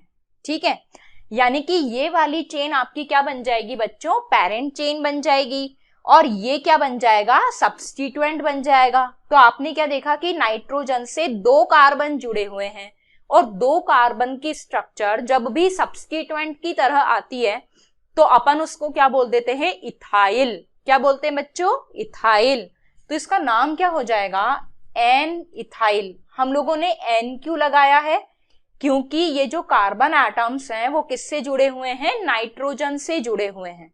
ठीक है, तो एन इथाइल। अब 3 कार्बन है इसलिए मैंने लिखा प्रोप, एल्केन स्ट्रक्चर इसलिए लिखा एन, और क्योंकि NH2 के लिए सफिक्स लगाया जाता है अमाइन, तो इसका नाम हो गया एन इथाइल प्रोपेन अमाइन। देखो बच्चों यहां पर क्या था कि जो अपना सफिक्स था उसका फर्स्ट लेटर ए था, इस वजह से मैंने यहां पर ई को ड्रॉप कर दिया है। ठीक है, यही कुछ यहां पे दिया हुआ है। नेक्स्ट एग्जांपल पे हम लोग आते हैं। ये वाला जो अमाइन था वो तो 2 डिग्री था, जबकि ये वाला जो अमाइन है वो कैसा है बच्चों, 3 डिग्री है। कैसा है ये, 3 डिग्री अमाइन है। और 3 डिग्री अमाइन के केस में आपको क्या करना है कि जहां पर नंबर ऑफ कार्बन एटम्स सबसे ज्यादा है उसको किसकी तरह ट्रीट करना है, पेरेंट चेन की तरह ट्रीट करना है। यानी कि ये दोनों किसकी तरह बिहेव करेंगे, सब्स्टिट्यूएंट की तरह बिहेव करेंगे। तो नाइट्रोजन से मिथाइल भी जुड़ा हुआ है और इथाइल भी, पर इथाइल और मिथाइल में से अल्फाबेटिकली क्या पहले आता है, इथाइल पहले आता है। तो हम लोग इसका नाम क्या लिखेंगे, N ethyl, N methyl. 3 carbon इसलिए प्रोप, एल्केन इसलिए एन, और सबसे लास्ट में अमाइन। तो इसका नाम क्या हो जाएगा, N ethyl, N methyl propane amine.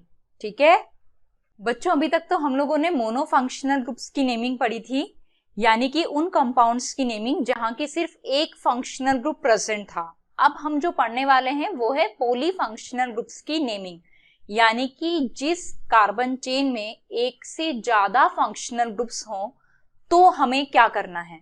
ठीक है, तो बच्चों क्या होता है कि जब भी एक से ज्यादा फंक्शनल ग्रुप प्रेजेंट होते हैं तो जिन फंक्शनल ग्रुप्स की प्रायोरिटी कम होती है उसको हम लोग सेकेंडरी प्रीफिक्स के अंदर लिखते हैं, जबकि जिस ग्रुप की प्रायोरिटी ज्यादा होती है उसके लिए हम लोग सेकेंडरी सफिक्स लिखते हैं। ठीक है, तो हम लोग देखते हैं यहां पर, जैसे कि ये कोई कार्बन चेन है, यहां पर COOH भी प्रेजेंट है और सल्फोनिक एसिड भी प्रेजेंट है।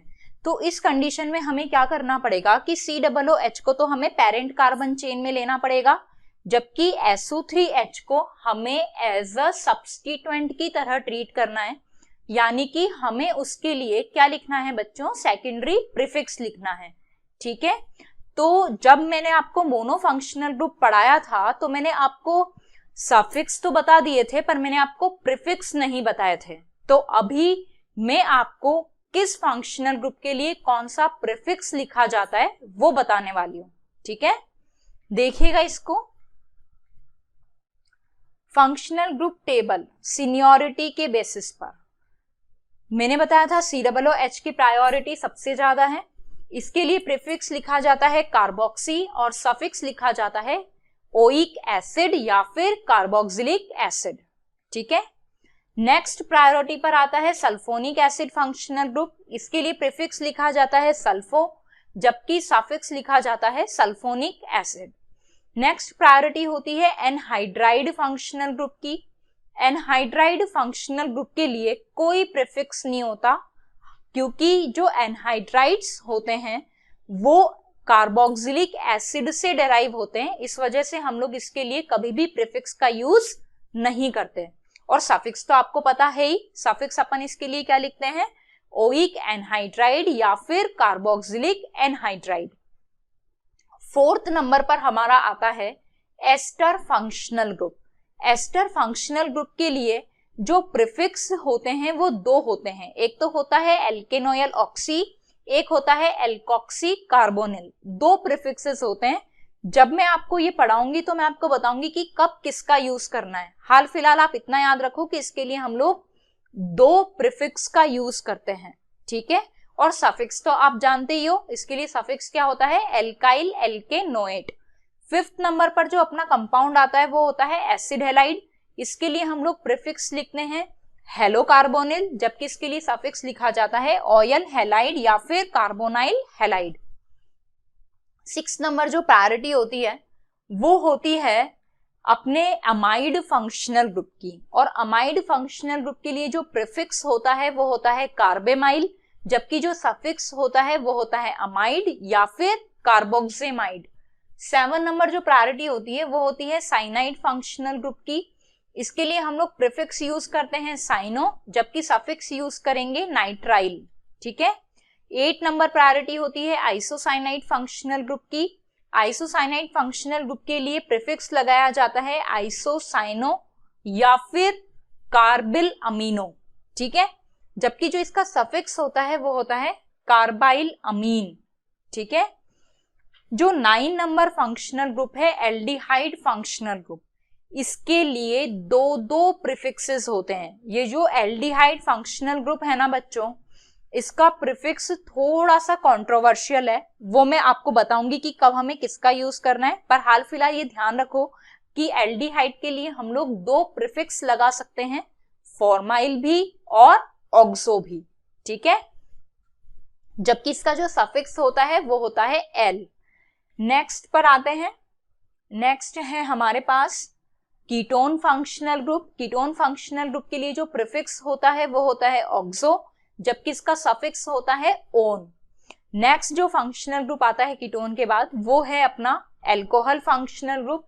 एल्कोहल फंक्शनल ग्रुप के लिए जो प्रीफिक्स यूज किया जाता है वो होता है हाइड्रोक्सी, जबकि सफिक्स होता है ऑल। नेक्स्ट कंपाउंड जो कि अल्कोहल के बाद आता है वो होता है थायो अल्कोहल। थायो अल्कोहल के लिए प्रीफिक्स लगाया जाता है मर्कैप्टो, जबकि सफिक्स लगाया जाता है थायोल। 13 नंबर पे जो फंक्शनल ग्रुप आता है वो होता है amine functional group. Amine functional group के लिए जो प्रीफिक्स यूज किया जाता है वो होता है अमाइनो, जबकि सफिक्स होता है अमाइन। फिर मैंने आपको बताया था कि ईथर को हम एज अ फंक्शनल ग्रुप की तरह तो ट्रीट करते हैं, पर इसकी प्रायोरिटी इतनी ज्यादा कम है, यानी कि ये लीस्ट प्रायोरिटी पर आता है कि हम लोग हमेशा इसका प्रीफिक्स यूज करते हैं, हम लोग इसका कभी भी सफिक्स यूज नहीं करते। ठीक है। अब देखो हम लोगों को नेमिंग किस तरीके से करनी है वो मैं आपको बता देती हूं। आपको अगर कोई भी कार्बन चेन दी गई हो तो जो भी सीनियर मोस्ट फंक्शनल ग्रुप है जिसकी प्रायोरिटी टेबल में सबसे ज्यादा है उसका आपको सफिक्स लगाना है, जबकि जिसकी प्रायोरिटी कम है उसको आपको एज अ सब्स्टिट्यूएंट की तरह ट्रीट करना है और उसको सेकेंडरी प्रीफिक्स में लिख देना है। ठीक है। यानी कि सबसे आगे लिख देना है। ठीक है। देखते हैं हम लोग इसके एग्जांपल्स को। मैंने यहां पर ये कोई कंपाउंड बना दिया है। ठीक है। यहां पे मैंने लगा दिया COOH, यहां पर OH, यहां पे मैंने लगा दिया NH2। ठीक है। तो आप लोग यहां पर क्या देख रहे हो कि सबसे ज्यादा जो प्रायोरिटी है वो किसकी है? कार्बोक्सिलिक एसिड फंक्शनल ग्रुप की है। तो हमें क्योंकि इसकी प्रायोरिटी सबसे ज्यादा है, क्योंकि ये प्रायोरिटी टेबल में सबसे ऊपर आता है, इस वजह से हमें इसका सेकेंडरी सफिक्स यूज करना होगा, जबकि इन दोनों फंक्शनल ग्रुप को हमें किसकी तरह ट्रीट करना होगा? सब्स्टिट्यूएंट्स की तरह। यानी कि अब हम लोग इसको किस में मेंशन करेंगे? सेकेंडरी प्रीफिक्स में मेंशन करेंगे। तो यहाँ पर 1 2 3 4 और 5 हम लोगों ने इस तरीके से नंबरिंग कर दिया। अब इनको हम लोग अल्फाबेटिकली अरेंज कर लेते हैं। अमाइनो का ए पहले आता है हाइड्रोक्सी के H से, तो हम लोग इसका नाम क्या लिख देंगे? 4 अमाइनो 3 हाइड्रोक्सी, 5 कार्बन है इसलिए पेंट, एल्केन स्ट्रक्चर है इसलिए एन, और क्योंकि COOH का सफिक्स होता है ओइक एसिड, तो बच्चों इसका नाम क्या हो जाएगा? 4 अमाइनो 3 हाइड्रोक्सी पेंटेनोइक एसिड। ये हम लोग इसके लिए लिख सकते हैं। ठीक है। तो पेरेंट चेन का सिलेक्शन करते वक्त हमें ये ध्यान रखना है कि सबसे पहली बात तो उस पेरेंट चेन में फंक्शनल ग्रुप आना चाहिए। अगर फंक्शनल ग्रुप आ रहा है तो ये कोशिश करनी है कि maximum number of multiple bonds आ जाएं। अगर मल्टीपल बॉन्ड्स भी आ रहे हैं तो फिर ये कोशिश करनी है कि नंबर ऑफ कार्बन एटम्स ज्यादा से ज्यादा आए, और अगर मान लो number of carbon atoms same आ रहे हो तो हमें उस कार्बन चेन को एज अ पेरेंट चेन लेना है जहां से कि जो सब्स्टिट्यूएंट है वो लोअर नंबर पे यानी कि हाईएस्ट प्रायोरिटी पर आ रहा हो। फिर अगर ये भी सेम हो जाए तो फिर हमें क्या देखना होगा, अल्फाबेटाइजेशन, यानी कि जिधर की तरफ से सब्स्टिट्यूएंट के अगर नंबर भी सेम हो जाते हैं तो जिधर से जो सब्स्टिट्यूएंट है वो अल्फाबेटिकली पहले आता है तो हमें उस वाले को ज्यादा प्रायोरिटी देनी है। समझ में आ रही है बात? पहली चीज क्या देखनी है, फंक्शनल ग्रुप, फिर मल्टीपल बॉन्ड, फिर नंबर ऑफ कार्बन एटम्स, फिर मैक्सिमम नंबर ऑफ सब्स्टिट्यूएंट, फिर नियरेस्ट लोकेंट, और सबसे बाद में देखना है अल्फाबेटाइजेशन। ठीक है, अब हम लोग कार्बोक्सिलिक एसिड पर आ जाते हैं। कार्बोक्सिलिक एसिड के लिए बच्चों मैंने आपको प्रीफिक्स क्या बताया था, कार्बोक्सी, और सफिक्स क्या था, कार्बोक्सिलिक एसिड। ठीक है, ये था। अब हम लोगों ने ये कोई एग्जाम्पल लिया है, ठीक है, हमें इस कंपाउंड का नेम लिखना है। तो बच्चों अगर मैं ये वाली चेन को एज अ पेरेंट चेन लेती हूँ तो 1 2 3 4 5 कार्बन एटम आ रहे हैं, जबकि अगर मैं ये वाली चेन को लेती हूँ तो 1 2 3 4 5 6 कार्बन एटम आ रहे हैं। और हमारा रूल क्या बोलता है कि maximum number of functional group के साथ साथ maximum number of carbon atom भी पेरेंट चेन में आना चाहिए। ठीक है, तो यहां पर आप देखिए कि ये वाली जो चेन होगी उसको हम लोग किसकी तरह ट्रीट करने वाले हैं बच्चों, पेरेंट चेन की तरह। ये वाली को भी ले सकते हैं, एक ही बात है, और इसको सीधे सीधे भी ले सकते हैं। ठीक है, तो देखो अब हम लोग क्या करेंगे, इसको हमने 1 दिया, इसको 2, इसको 3 4 5 और 6। हम लोगों ने इधर की साइड से नंबरिंग क्यों नहीं करी, क्योंकि हम लोग यहां से अगर नंबरिंग करते तो इसको कौन सा नंबर मिल रहा था बच्चों, 4, और हमें क्या कोशिश करनी है कि जो सब्स्टिट्यूएंट है उसको क्या मिल जाए, लोअर नंबर मिल जाए। तो इस तरीके से हम लोगों ने इसको 3 नंबर दिया। अब ये जो पूरा रेडिकल है इसका नाम क्या बन गया बच्चों, कार्बोक्सी मिथाइल। आप एक बार ध्यान देना कि अगर सिर्फ CH3 होता तो अपन क्या लिखते, मिथाइल लिखते। ठीक है, पर CH3 का एक H को हटाकर हम लोग क्या लिख दिए, COOH लिख दिए। ठीक है, अब क्योंकि ये सब्स्टिट्यूएंट की तरह आया है तो इसके लिए प्रीफिक्स क्या होता है, कार्बोक्सी, और क्योंकि यहाँ पे 1 कार्बन है इसलिए मैथ, क्योंकि ये सब्स्टिट्यूएंट की तरह इसलिए आइल, तो इसका नाम क्या हो गया, कार्बोक्सी मिथाइल। तो इसका नाम क्या लिखेंगे बच्चों, 3 कार्बोक्सी मिथाइल। क्योंकि 6 कार्बन है इसलिए हेक्स, एल्केन है इसलिए एन, 2 DCOOH है इसलिए डाइओइक एसिड। ठीक है, नेक्स्ट हम लोग सल्फोनिक एसिड पर आते हैं। सल्फोनिक एसिड के लिए बच्चों हम लोगों ने अभी अभी प्रीफिक्स क्या पढ़ा था, सल्फो, और सफिक्स क्या था, सल्फोनिक एसिड। ठीक है, हम लोग इसके एग्जाम्पल पर आ गए हैं। ये एग्जाम्पल हमने सबसे पहले देखा था जब ये वाला टॉपिक स्टार्ट हुआ था तब। तो अब बच्चों क्या होगा कि ये वाली जो पूरी की पूरी चेन है वो क्या बन गई, पेरेंट कार्बन चेन बन गई। अब हमें SO3H को किसकी तरह ट्रीट करना पड़ेगा, सब्स्टिट्यूएंट की तरह ट्रीट करना पड़ेगा। क्यों, क्योंकि सल्फोनिक एसिड की प्रायोरिटी कार्बोक्सिलिक एसिड की प्रायोरिटी से कम है। तो इसको अपन को किसकी तरह ट्रीट करना हुआ, सब्स्टिट्यूएंट की तरह, यानी कि अब इसको किस में लिखा जाएगा, सेकेंडरी प्रीफिक्स में लिखा जाएगा।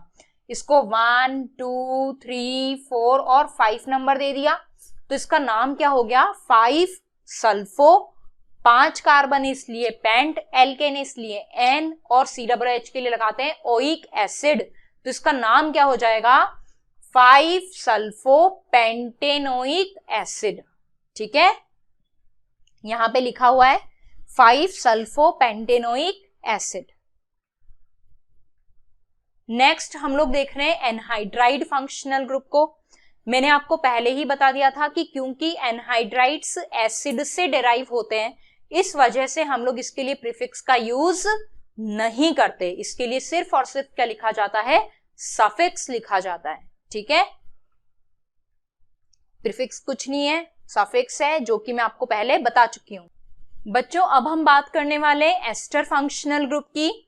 तो एस्टर फंक्शनल ग्रुप के लिए मैंने आपको पहले ही बताया था कि हम लोग दो प्रीफिक्सेस यूज करते हैं, एल्केनोयल ऑक्सी और एल्कोक्सी कार्बोनिल। तो अब हम लोग देखते हैं कि हमें कौन सी कंडीशन में कौन से प्रीफिक्स का यूज करना है। तो बच्चों क्या है कि अगर कोई भी एस्टर किसी पेरेंट चेन के साथ, माना कि ये वाली चेन जो है वो पेरेंट चेन है, पेरेंट चेन के साथ अगर वो ऑक्सीजन से जुड़ा हुआ है तो हमें यहां पर जो प्रीफिक्स यूज करना है वो होगा एल्केनोयल ऑक्सी। जबकि अगर कोई एस्टर पेरेंट चेन के साथ C डबल बॉन्ड O से जुड़ा हुआ है तो हमें यहां पर जो प्रीफिक्स यूज करना होगा वो होगा एल्कोक्सी कार्बोनाइल। ठीक है, बात समझ में आ रही है बच्चों? मैं आपको ऐसा बोल रही हूं कि अगर कोई ester C double bond O के साथ पेरेंट चेन से जुड़ा हुआ है तो हमें वहां पर जो प्रीफिक्स यूज करना है वो है एल्कोक्सी कार्बोनिल। जबकि अगर वो ऑक्सीजन से जुड़ा हुआ है तो हमें प्रीफिक्स यूज करना है एल्केनोयल ऑक्सी। ठीक है, वही चीजें वापस से बताई गई हैं जो मैंने अभी अभी आपको बताई।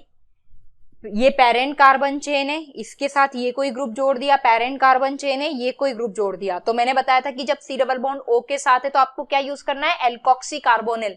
यानी कि यहां पर इसका नाम क्या हो जाएगा, मिथॉक्सी कार्बोनिल हो जाएगा, जैसा कि लिखा हुआ है। जबकि अगर ये ऑक्सीजन के साथ जुड़ा हुआ है तो आपको क्या यूज करना है, एल्केनोयल ऑक्सी। तो यहां पर क्योंकि दो कार्बन एटम्स है तो अपन लोग इसके लिए क्या लिख सकते हैं, इथेनोयल ऑक्सी। ठीक है, अब हमने इसका ये कोई एग्जाम्पल ले लिया। अब ये पूरा का पूरा क्या है, एस्टर फंक्शनल ग्रुप है और ये अपनी पेरेंट चेन है। तो 1 2 और 3 तीन कार्बन आ रहे हैं पेरेंट चेन में। तो अपन इसका नाम क्या लिख देंगे बच्चों, अपन इसका नाम लिख देंगे 3 मिथॉक्सी कार्बोनिल प्रोपेनोइक एसिड। आप लोग यहां पर देख रहे हो ना कि ये OCH3 ग्रुप है, तो ये मिथॉक्सी कार्बोनिल, क्योंकि C डबल बॉन्ड O के साथ जुड़ा हुआ है इसलिए carbonyl, methoxy carbonyl propanoic acid, ये इसका नाम हो जाएगा। नेक्स्ट एग्जांपल पर आते हैं। यहां पर ester C double bond O के साथ नहीं जुड़ा हुआ, किसके साथ जुड़ा हुआ है, ऑक्सीजन के साथ। तो इसका नाम क्या हो जाएगा बच्चों, इसका नाम हमारे पास हो जाएगा 3 इथेनोयल ऑक्सी, 3 कार्बन इसलिए प्रोपेनोइक एसिड, यानी कि इसका नाम हो गया 3 इथेनोयल ऑक्सी प्रोपेनोइक एसिड। ठीक है, अब ये कोई एग्जांपल हमें करने के लिए दे दिया। अब आपको पता है कि प्रिंसिपल फंक्शनल ग्रुप अपना क्या है, COOH फंक्शनल ग्रुप है, यानी कि हमें इस फंक्शनल ग्रुप को कौन सी प्रायोरिटी देनी है, 1 प्रायोरिटी देनी है। इसको लोअर नंबर असाइन करते हुए 2 और इसको क्या दे दिया, 4 दे दिया। अब अगर अपन इसकी बात करें तो इसका नाम अपन क्या लिखेंगे, मिथॉक्सी कार्बोनिल, और इसके लिए अपन लोग क्या लिखेंगे बच्चों, 1 2 3 है ना। तो अपन इसके लिए क्या लिखेंगे, प्रोपेनोयल ऑक्सी। क्या लिखेंगे बच्चों, प्रोपेनोयल ऑक्सी।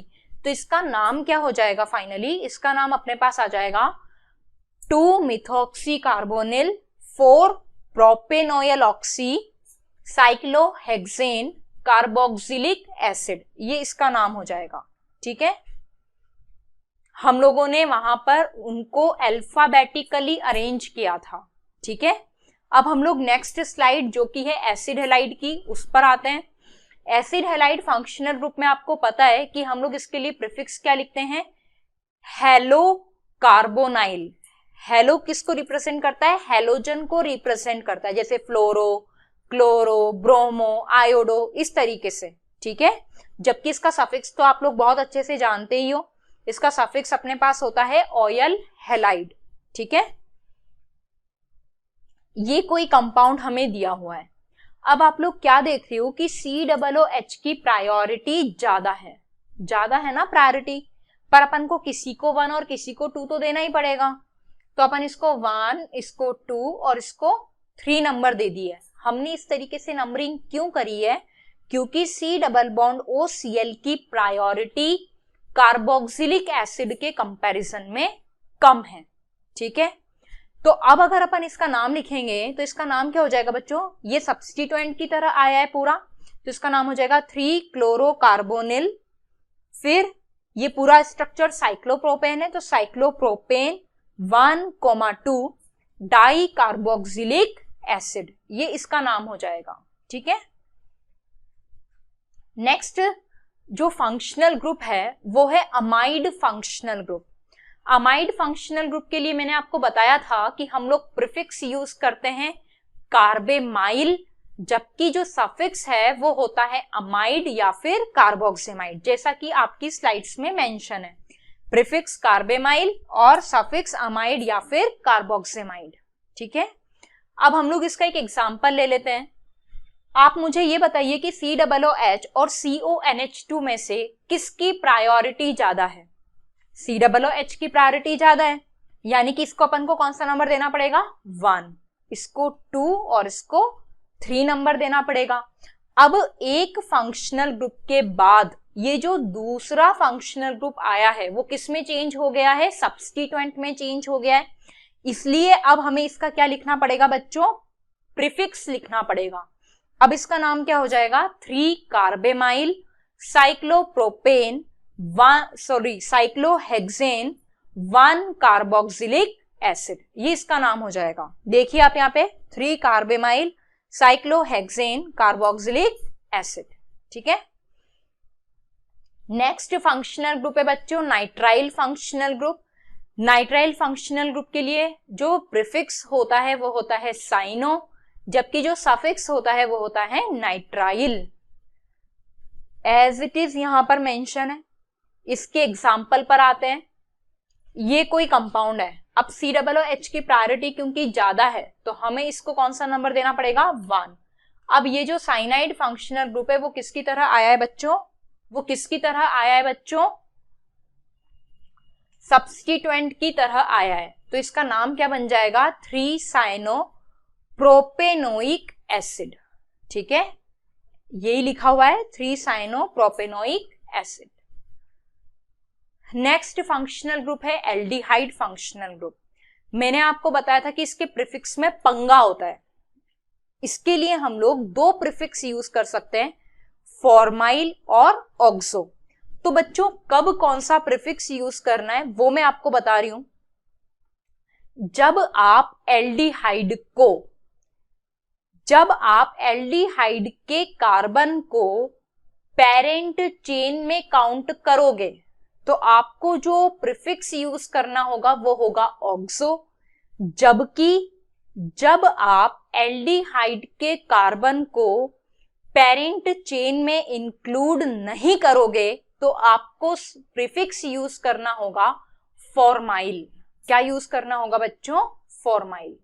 ठीक है, हम लोग वापस से रिवाइज करेंगे इसको, मैंने सिर्फ आपको एक ओवरव्यू दिया है, तो देख लेते हैं एक बार। 2 प्रीफिक्स हैं, फॉर्माइल और ऑक्सो, सफिक्स है एल और कार्बेल्डिहाइड। अब हम लोग आते हैं इसके रूल पर। रूल में क्या लिखा हुआ है, वही जो मैंने अभी अभी आपको बताया था।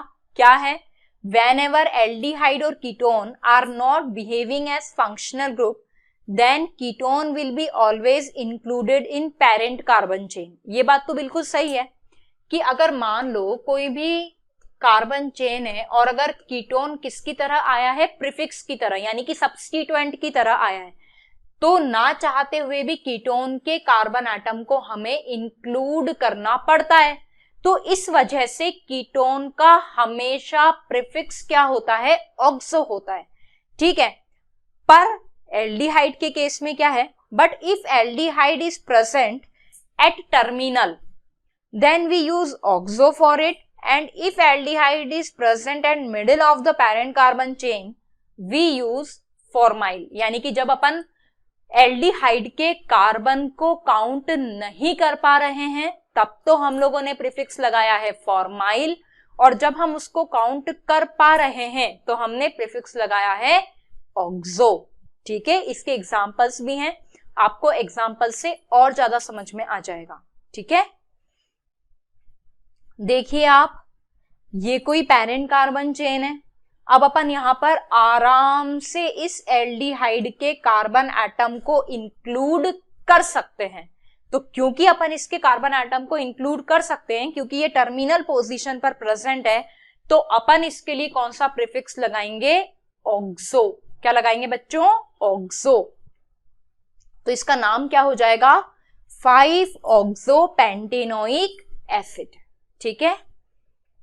पर अगर मान लो अपने पास ये कोई एग्जाम्पल आ जाए, तो अपनी जो पेरेंट कार्बन चेन है वो तो ये वाली कार्बन चेन है, ये वाली कार्बन चेन पेरेंट है, यानी कि अब हम एल्डिहाइड के कार्बन को पेरेंट कार्बन चेन में इंक्लूड नहीं कर पा रहे हैं। तो इस कंडीशन में हमें जो प्रीफिक्स यूज करना होगा वो क्या होगा बच्चों? फॉर्माइल। क्या होगा? फॉर्माइल। ठीक है। तो इसका नाम क्या हो जाएगा बच्चों? Two formyl pentane dioic acid, pentane 1,5 dioic acid. बच्चों ये कोई एग्जाम्पल है। अपन यहां पर क्या CHO को इंक्लूड कर सकते हैं क्या? नहीं कर सकते, यानी कि अगेन हमें इसके लिए कौन सा प्रीफिक्स यूज करना पड़ेगा? फॉर्माइल। ठीक है। तो अब अपन इसके लिए क्या लिखेंगे बच्चों? 1, 2, 3, 4 इस तरीके से नेमिंग करी। साइनो और फॉर्माइल दोनों हैं, तो अब अल्फाबेटिकली पहले कौन आता है? साइनो आता है। तो अपन इसका नाम क्या लिख दिया? 4-साइनो 3-फॉर्माइल ब्यूटेनोइक एसिड। ठीक है। नेक्स्ट फंक्शनल ग्रुप पर आते हैं, कीटोन फंक्शनल ग्रुप पे। कीटोन फंक्शनल ग्रुप का प्रीफिक्स तो आपको पहले ही पता है, क्या होता है इसका प्रीफिक्स? ऑक्सो। या फिर अपन लोग क्या लिख सकते हैं? कीटो भी लिख सकते हैं, कुछ भी गलत नहीं है, पर ज्यादा फेमस क्या है? ऑक्सो है। ठीक है। और इसका सफिक्स तो ऑन है ही। तो अपन लोग इसका एक एग्जांपल देख लेते हैं। ये कोई स्ट्रक्चर हमें दिया हुआ है। अब जो COOH है वो तो यहाँ पर प्रिंसिपल फंक्शनल ग्रुप है, जबकि जो कीटोन फंक्शनल ग्रुप है ये किसकी तरह आया है? सब्स्टिट्यूएंट की तरह आया है। ठीक है। तो हमें इस पूरी चेन को किसकी तरह ट्रीट करना पड़ेगा? सब्स्टिट्यूएंट की तरह ट्रीट करना पड़ेगा। इसको हमने 1 नंबर दिया, इसको 2 और इसको 3 नंबर दे दिया। अब ये वाला जो पूरा का पूरा है, इसके लिए हम लोग क्या लिख सकते हैं बच्चों? अब ये पूरा कॉम्प्लेक्स रेडिकल बन गया है, तो इसको 1 देंगे, इसको 2 और इसको 3 देंगे। ठीक है। तो इसका नाम क्या हो जाएगा? 3-ऑक्सो, 4 कार्बन है इसलिए ब्यूटाइल, और फिर साइक्लोहेक्सेन कार्बोक्सिलिक एसिड। ठीक है। आपको पता है ये एक कॉम्प्लेक्स रेडिकल है, क्योंकि मिथाइल पर फर्दर सब्स्टिट्यूशन आ गया है। ठीक है। एज इट इज ये कोई एग्जाम्पल है। अब आप लोग यहाँ पर क्या देख रहे हो कि एल्डिहाइड भी है और कीटोन भी है। आप मुझे बताओ कि एल्डिहाइड और कीटोन में से किसकी प्रायोरिटी ज्यादा है? एल्डिहाइड की। यानी कि ये वाला functional group principal functional group, और ये जो कीटोन है वो किसकी तरह आया है? सब्स्टिट्यूएंट की तरह आया है। तो इसका नाम क्या हो जाएगा? 3-ऑक्सोब्यूटेनल। ठीक है। यही यहां पे लिखा हुआ है 3-ऑक्सोब्यूटेनल। अब हम लोग अल्कोहल फंक्शनल ग्रुप की बात कर रहे हैं। अल्कोहल फंक्शनल ग्रुप के लिए जो प्रीफिक्स लिखा जाता है वो होता है हाइड्रोक्सी, जबकि जो सफिक्स होता है वो होता है ऑल। ठीक है। तो यहां पर आप लोग देखिए कार्बोक्सिलिक एसिड भी है और hydroxy functional group, alcoholic functional group भी है। किसकी प्रायोरिटी ज्यादा है? कार्बोक्सिलिक एसिड की। तो इसको 1, इसको 2, इसको 3 और इसको 4 नंबर देना होगा। तो इसका नाम क्या हो जाएगा बच्चों? 2-हाइड्रोक्सी, 4 कार्बन के लिए ब्यूट, एल्केन के लिए एन, और COOH के लिए अपन क्या यूज करते हैं? Oic acid. तो इसका नाम क्या हो जाएगा? 2-हाइड्रोक्सी ब्यूटेनोइक एसिड। ठीक है। ये कुछ इसका नाम हो जाएगा। बच्चों नेक्स्ट एग्जांपल पर आते हैं। ये कोई कंपाउंड हमें दिया हुआ है। आपको पता है कि एल्डिहाइड और अल्कोहल में से किसकी प्रायोरिटी ज्यादा है? एल्डिहाइड की प्रायोरिटी ज्यादा है। तो हमने इसको 1, इसको 2 और इसको 3 नंबर दे दिया। तो बच्चों इसका नाम क्या हो जाएगा? 2,3 डाईहाइड्रोक्सी प्रोपेनल, क्योंकि 3 कार्बन है ना, तो प्रोप, एल्केन इसलिए एन, और इसका सफिक्स होता है एल। तो इसका नाम हो जाएगा 2,3 डाईहाइड्रोक्सी प्रोपेनल। ठीक है। ये यहां पर यही लिखा हुआ है। और इसका जो कॉमन नेम है वो होता है ग्लिसरेल्डिहाइड। नेक्स्ट एग्जांपल पर आते हैं। अब हमें यहां पर ये वाली चेन को किसकी तरह ट्रीट करना पड़ेगा, पेरेंट चेन की तरह, क्योंकि हम लोग चाहते हुए भी इन फंक्शनल ग्रुप को एक साथ कंक्लूड नहीं कर सकते, क्योंकि एक ना एक तो छूट ही जाएगा। ठीक है, तो इसका नाम क्या हो जाएगा बच्चों, इसका नाम हो जाएगा 2 हाइड्रोक्सी, 2 पोजीशन से हाइड्रोक्सी जुड़ा हुआ है, propane 1,2,3 try carboxylic acid, 2 hydroxy propane 1,2,3 try carboxylic acid, और इसका जो कॉमन नेम है वो होता है सिट्रिक एसिड। अब हम लोग नेक्स्ट फंक्शनल ग्रुप पे आते हैं, जो है कि अमाइन फंक्शनल ग्रुप है, लास्ट है बिल्कुल। जिस तरीके से अमाइड 1 डिग्री 2 डिग्री और 3 डिग्री हो सकते हैं, वैसे के वैसे ही अमाइंस भी 1 डिग्री 2 डिग्री और 3 डिग्री हो सकते हैं। ठीक है, तो यहां पर हम लोग देख लेते हैं कि इसके लिए प्रीफिक्स क्या यूज किया जाता है, अमाइनो, जबकि जो सफिक्स यूज किया जाता है वो होता है अमाइन। ठीक है, इसके एग्जांपल्स पे आ जाते हैं।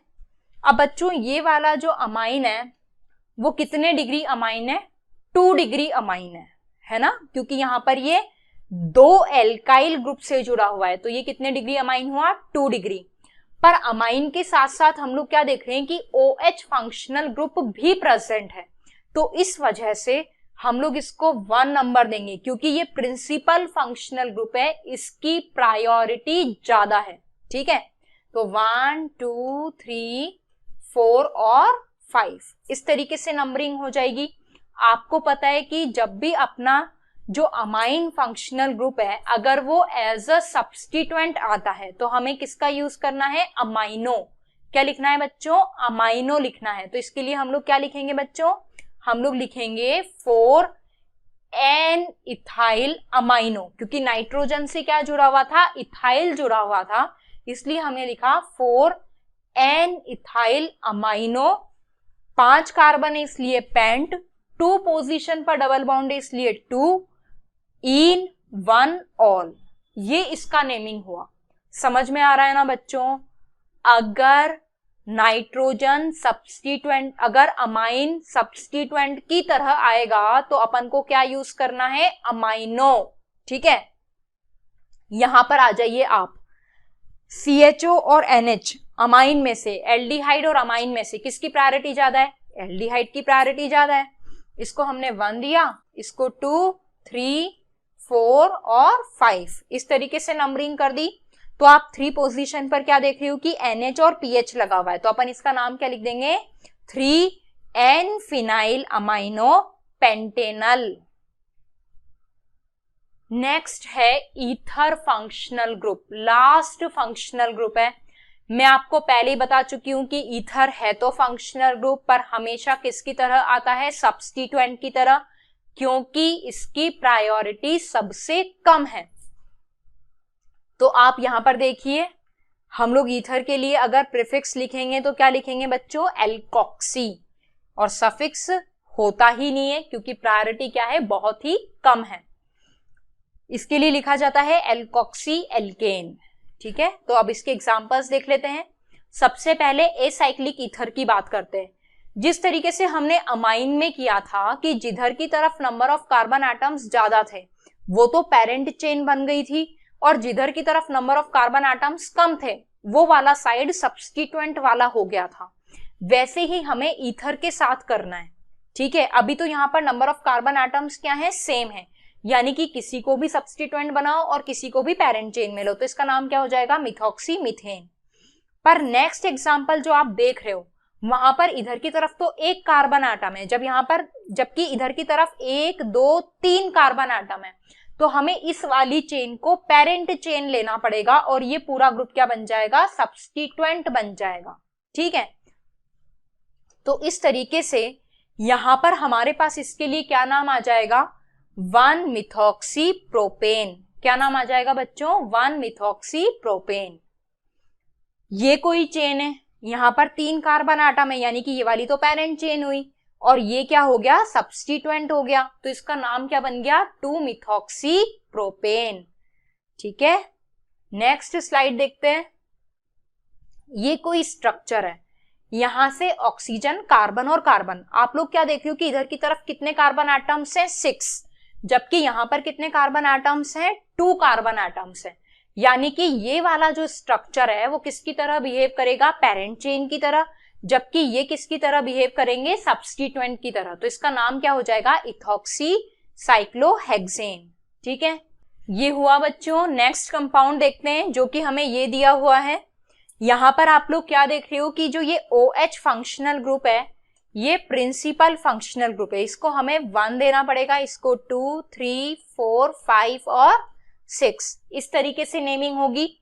तो इसका नाम क्या हो जाएगा बच्चों, 3 ब्रोमो 6 क्लोरो 2 प्रोपॉक्सी साइक्लोहेक्सेन 1 ऑल, ये इसका नाम हो जाएगा, जैसा कि यहाँ पे नीचे की तरफ दिया हुआ है, 3 ब्रोमो 6 क्लोरो 2 प्रोपॉक्सी साइक्लोहेक्सेन 1 ऑल।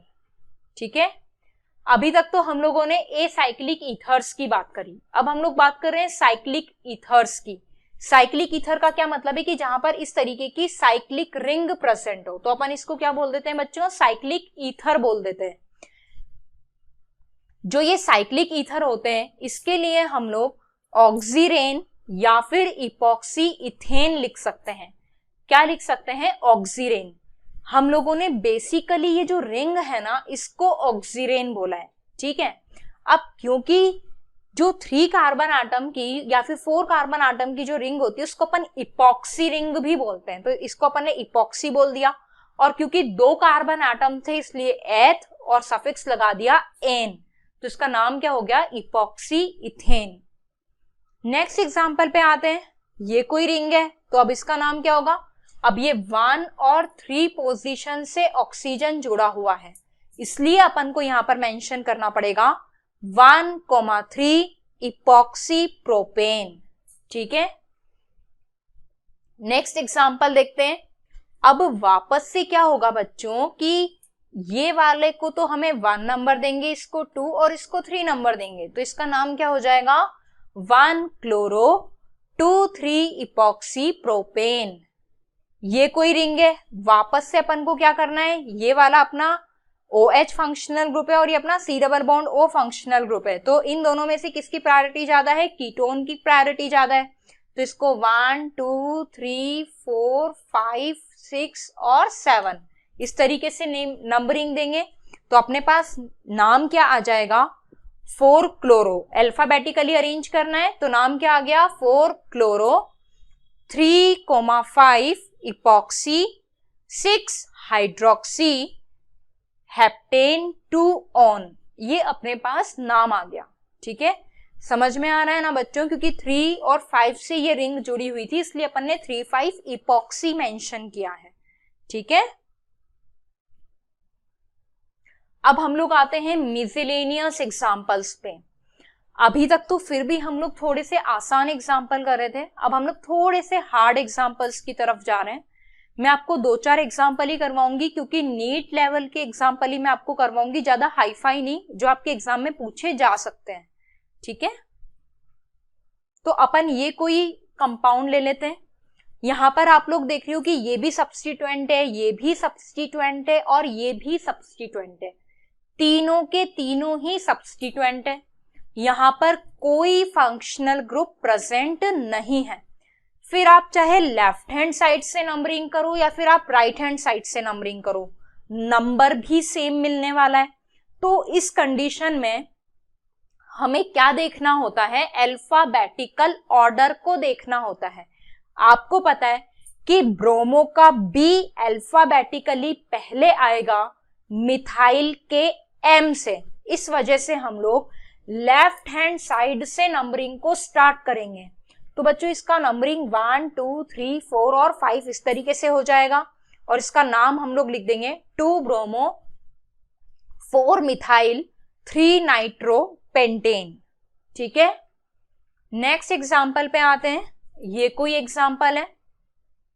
अब आप लोग वापस से क्या देख रहे हो कि यहां पर भी ब्रोमीन एटम है और यहां पे क्लोरीन एटम है। यानी कि अब भी आपके दिमाग में आएगा कि यार अपन ऐसा करते हैं कि इस ब्रोमीन एटम को 1 नंबर दे देते हैं। अगर आपने ऐसा कर दिया ना तो आप गलत कर दोगे। आपको इस क्लोरीन एटम को क्या देना पड़ेगा, 1, क्योंकि अगर आप लेफ्ट हैंड साइड से नंबरिंग करते हो तो आपके पास लोकेंट्स आएंगे 1, 2, 3 और 5। पर अगर आप यहां से करते हो तो आपके पास आएगा 1, 3, 4 और 5। 1, 1 तो सेम है, 2 और 3 में से कौन लोअर है, 2, यानी कि ये वाला सही है और ये वाला गलत है। तो इसका नाम क्या हो जाएगा बच्चों, इसका नाम हो जाएगा 5 bromo 1 chloro 2 iodo 3 methyl pentane, ये इसका नाम हो जाएगा। ठीक है, अब ये इतना बड़ा सा कोई कंपाउंड दे दिया। अब हमें पहली चीज जो करना होता है वो होता है पेरेंट चेन का सिलेक्शन। हम लोग क्या इस वाले चेन को पेरेंट चेन ले क्या, ऐसा करेंगे तो 1, 2, 3, 4, 5, 6 कार्बन एटम आएंगे। और अगर हमने ये स्ट्रेट चेन को ले लिया तो 1, 2, 3, 4, 5, 6, तब भी 6 कार्बन एटम आ रहे हैं, यानी कि नंबर ऑफ कार्बन एटम्स तो सेम आ रहे हैं। अब हम लोग किससे देखेंगे, नंबर ऑफ सब्स्टिट्यूएंट से देखेंगे। अगर आप इसको एज अ पेरेंट चेन लेते हो तो आपके पास ये पूरा का पूरा ग्रुप क्या बन जाएगा, सब्स्टिट्यूएंट बन जाएगा, ये पूरा ग्रुप। यानी कि इस कंडीशन में आपके पास सिर्फ 1 सब्स्टिट्यूएंट आएगा। जबकि अगर आप इस वाली चेन को पेरेंट चेन की तरह लोगे तो 1, 2 और 3 सब्स्टिट्यूएंट आएंगे। यानी कि अब हम लोगों ने क्या सोचा है, क्योंकि इधर की तरफ नंबर ऑफ सब्स्टिट्यूएंट्स ज्यादा हैं तो हम लोग इस वाली चेन को किसकी तरह ट्रीट करेंगे, पेरेंट चेन की तरह। ठीक है, तो ये अपनी पेरेंट चेन हो गई। अब इसका नंबरिंग कर दिया तो इसका नाम क्या हो जाएगा, 3 इथाइल 2,2 डाइमिथाइल, और क्योंकि 6 कार्बन आटम है तो पीछे लगा देंगे हेक्सेन। अब बच्चों हम लोग नेक्स्ट एग्जांपल लेते हैं जो कि ये है। आप लोग यहां पर क्या देख रहे हो कि 1, 2, 3, 4 फंक्शनल ग्रुप प्रेजेंट है। ठीक है भाई, अब हमें इन चारों को क्या देनी होगी, सेम प्रायोरिटी देनी होगी। कार्ब वर्ड का यूज करना पड़ेगा क्योंकि हम चाहते हुए भी सिर्फ और सिर्फ 2 ही फंक्शनल ग्रुप को पेरेंट चेन में इंक्लूड कर सकते हैं, इससे ज्यादा को इंक्लूड नहीं कर सकते। ठीक है, तो ये वाली चेन अपनी क्या बन जाएगी बच्चों, पेरेंट चेन बन जाएगी। यहां से अपनी पेरेंट चेन बनेगी। तो अपन इसका नाम क्या लिख देंगे, अपन इसका नाम लिख देंगे पेंटेन, क्योंकि 5 कार्बन है तो pentane 1, 2, 4, 5 tetra carboxylic acid. I hope बच्चों आपको IUPAC नॉमेनक्लेचर समझ में आया होगा, आप लोग इसको कर पाएंगे। मेरी आपसे एक रिक्वेस्ट है कि अब आपने चैप्टर तो कंप्लीट कर ही लिया है, इसके बाद आपको जो नीट टॉपिक वाइज टेस्ट दिया हुआ है IUPAC नॉमेनक्लेचर का, आप उसको सॉल्व करने की कोशिश करें, जिससे कि आपको ये पता चल जाए कि एक्चुअल में आपने जो पढ़ा है उसको आप कितना अप्लाई कर पा रहे हो। तो मेरा रिकमेंडेशन ये है कि इसके बाद आप लोग टॉपिक वाइज टेस्ट को सॉल्व करें। ठीक है, और नेक्स्ट टॉपिक में आपको पढ़ाने वाली हूं जनरल ऑर्गेनिक केमिस्ट्री GOC, बहुत इंटरेस्टिंग होने वाला है, बहुत अच्छा टॉपिक है। ऑर्गेनिक केमिस्ट्री की जान है, मतलब कह सकते हैं कि ऑर्गेनिक केमिस्ट्री की रीढ़ की हड्डी है, बैकबोन है। तो आप उसको देखते रहना, करते रहना, है ना, और इसी तरीके से पढ़ते रहना।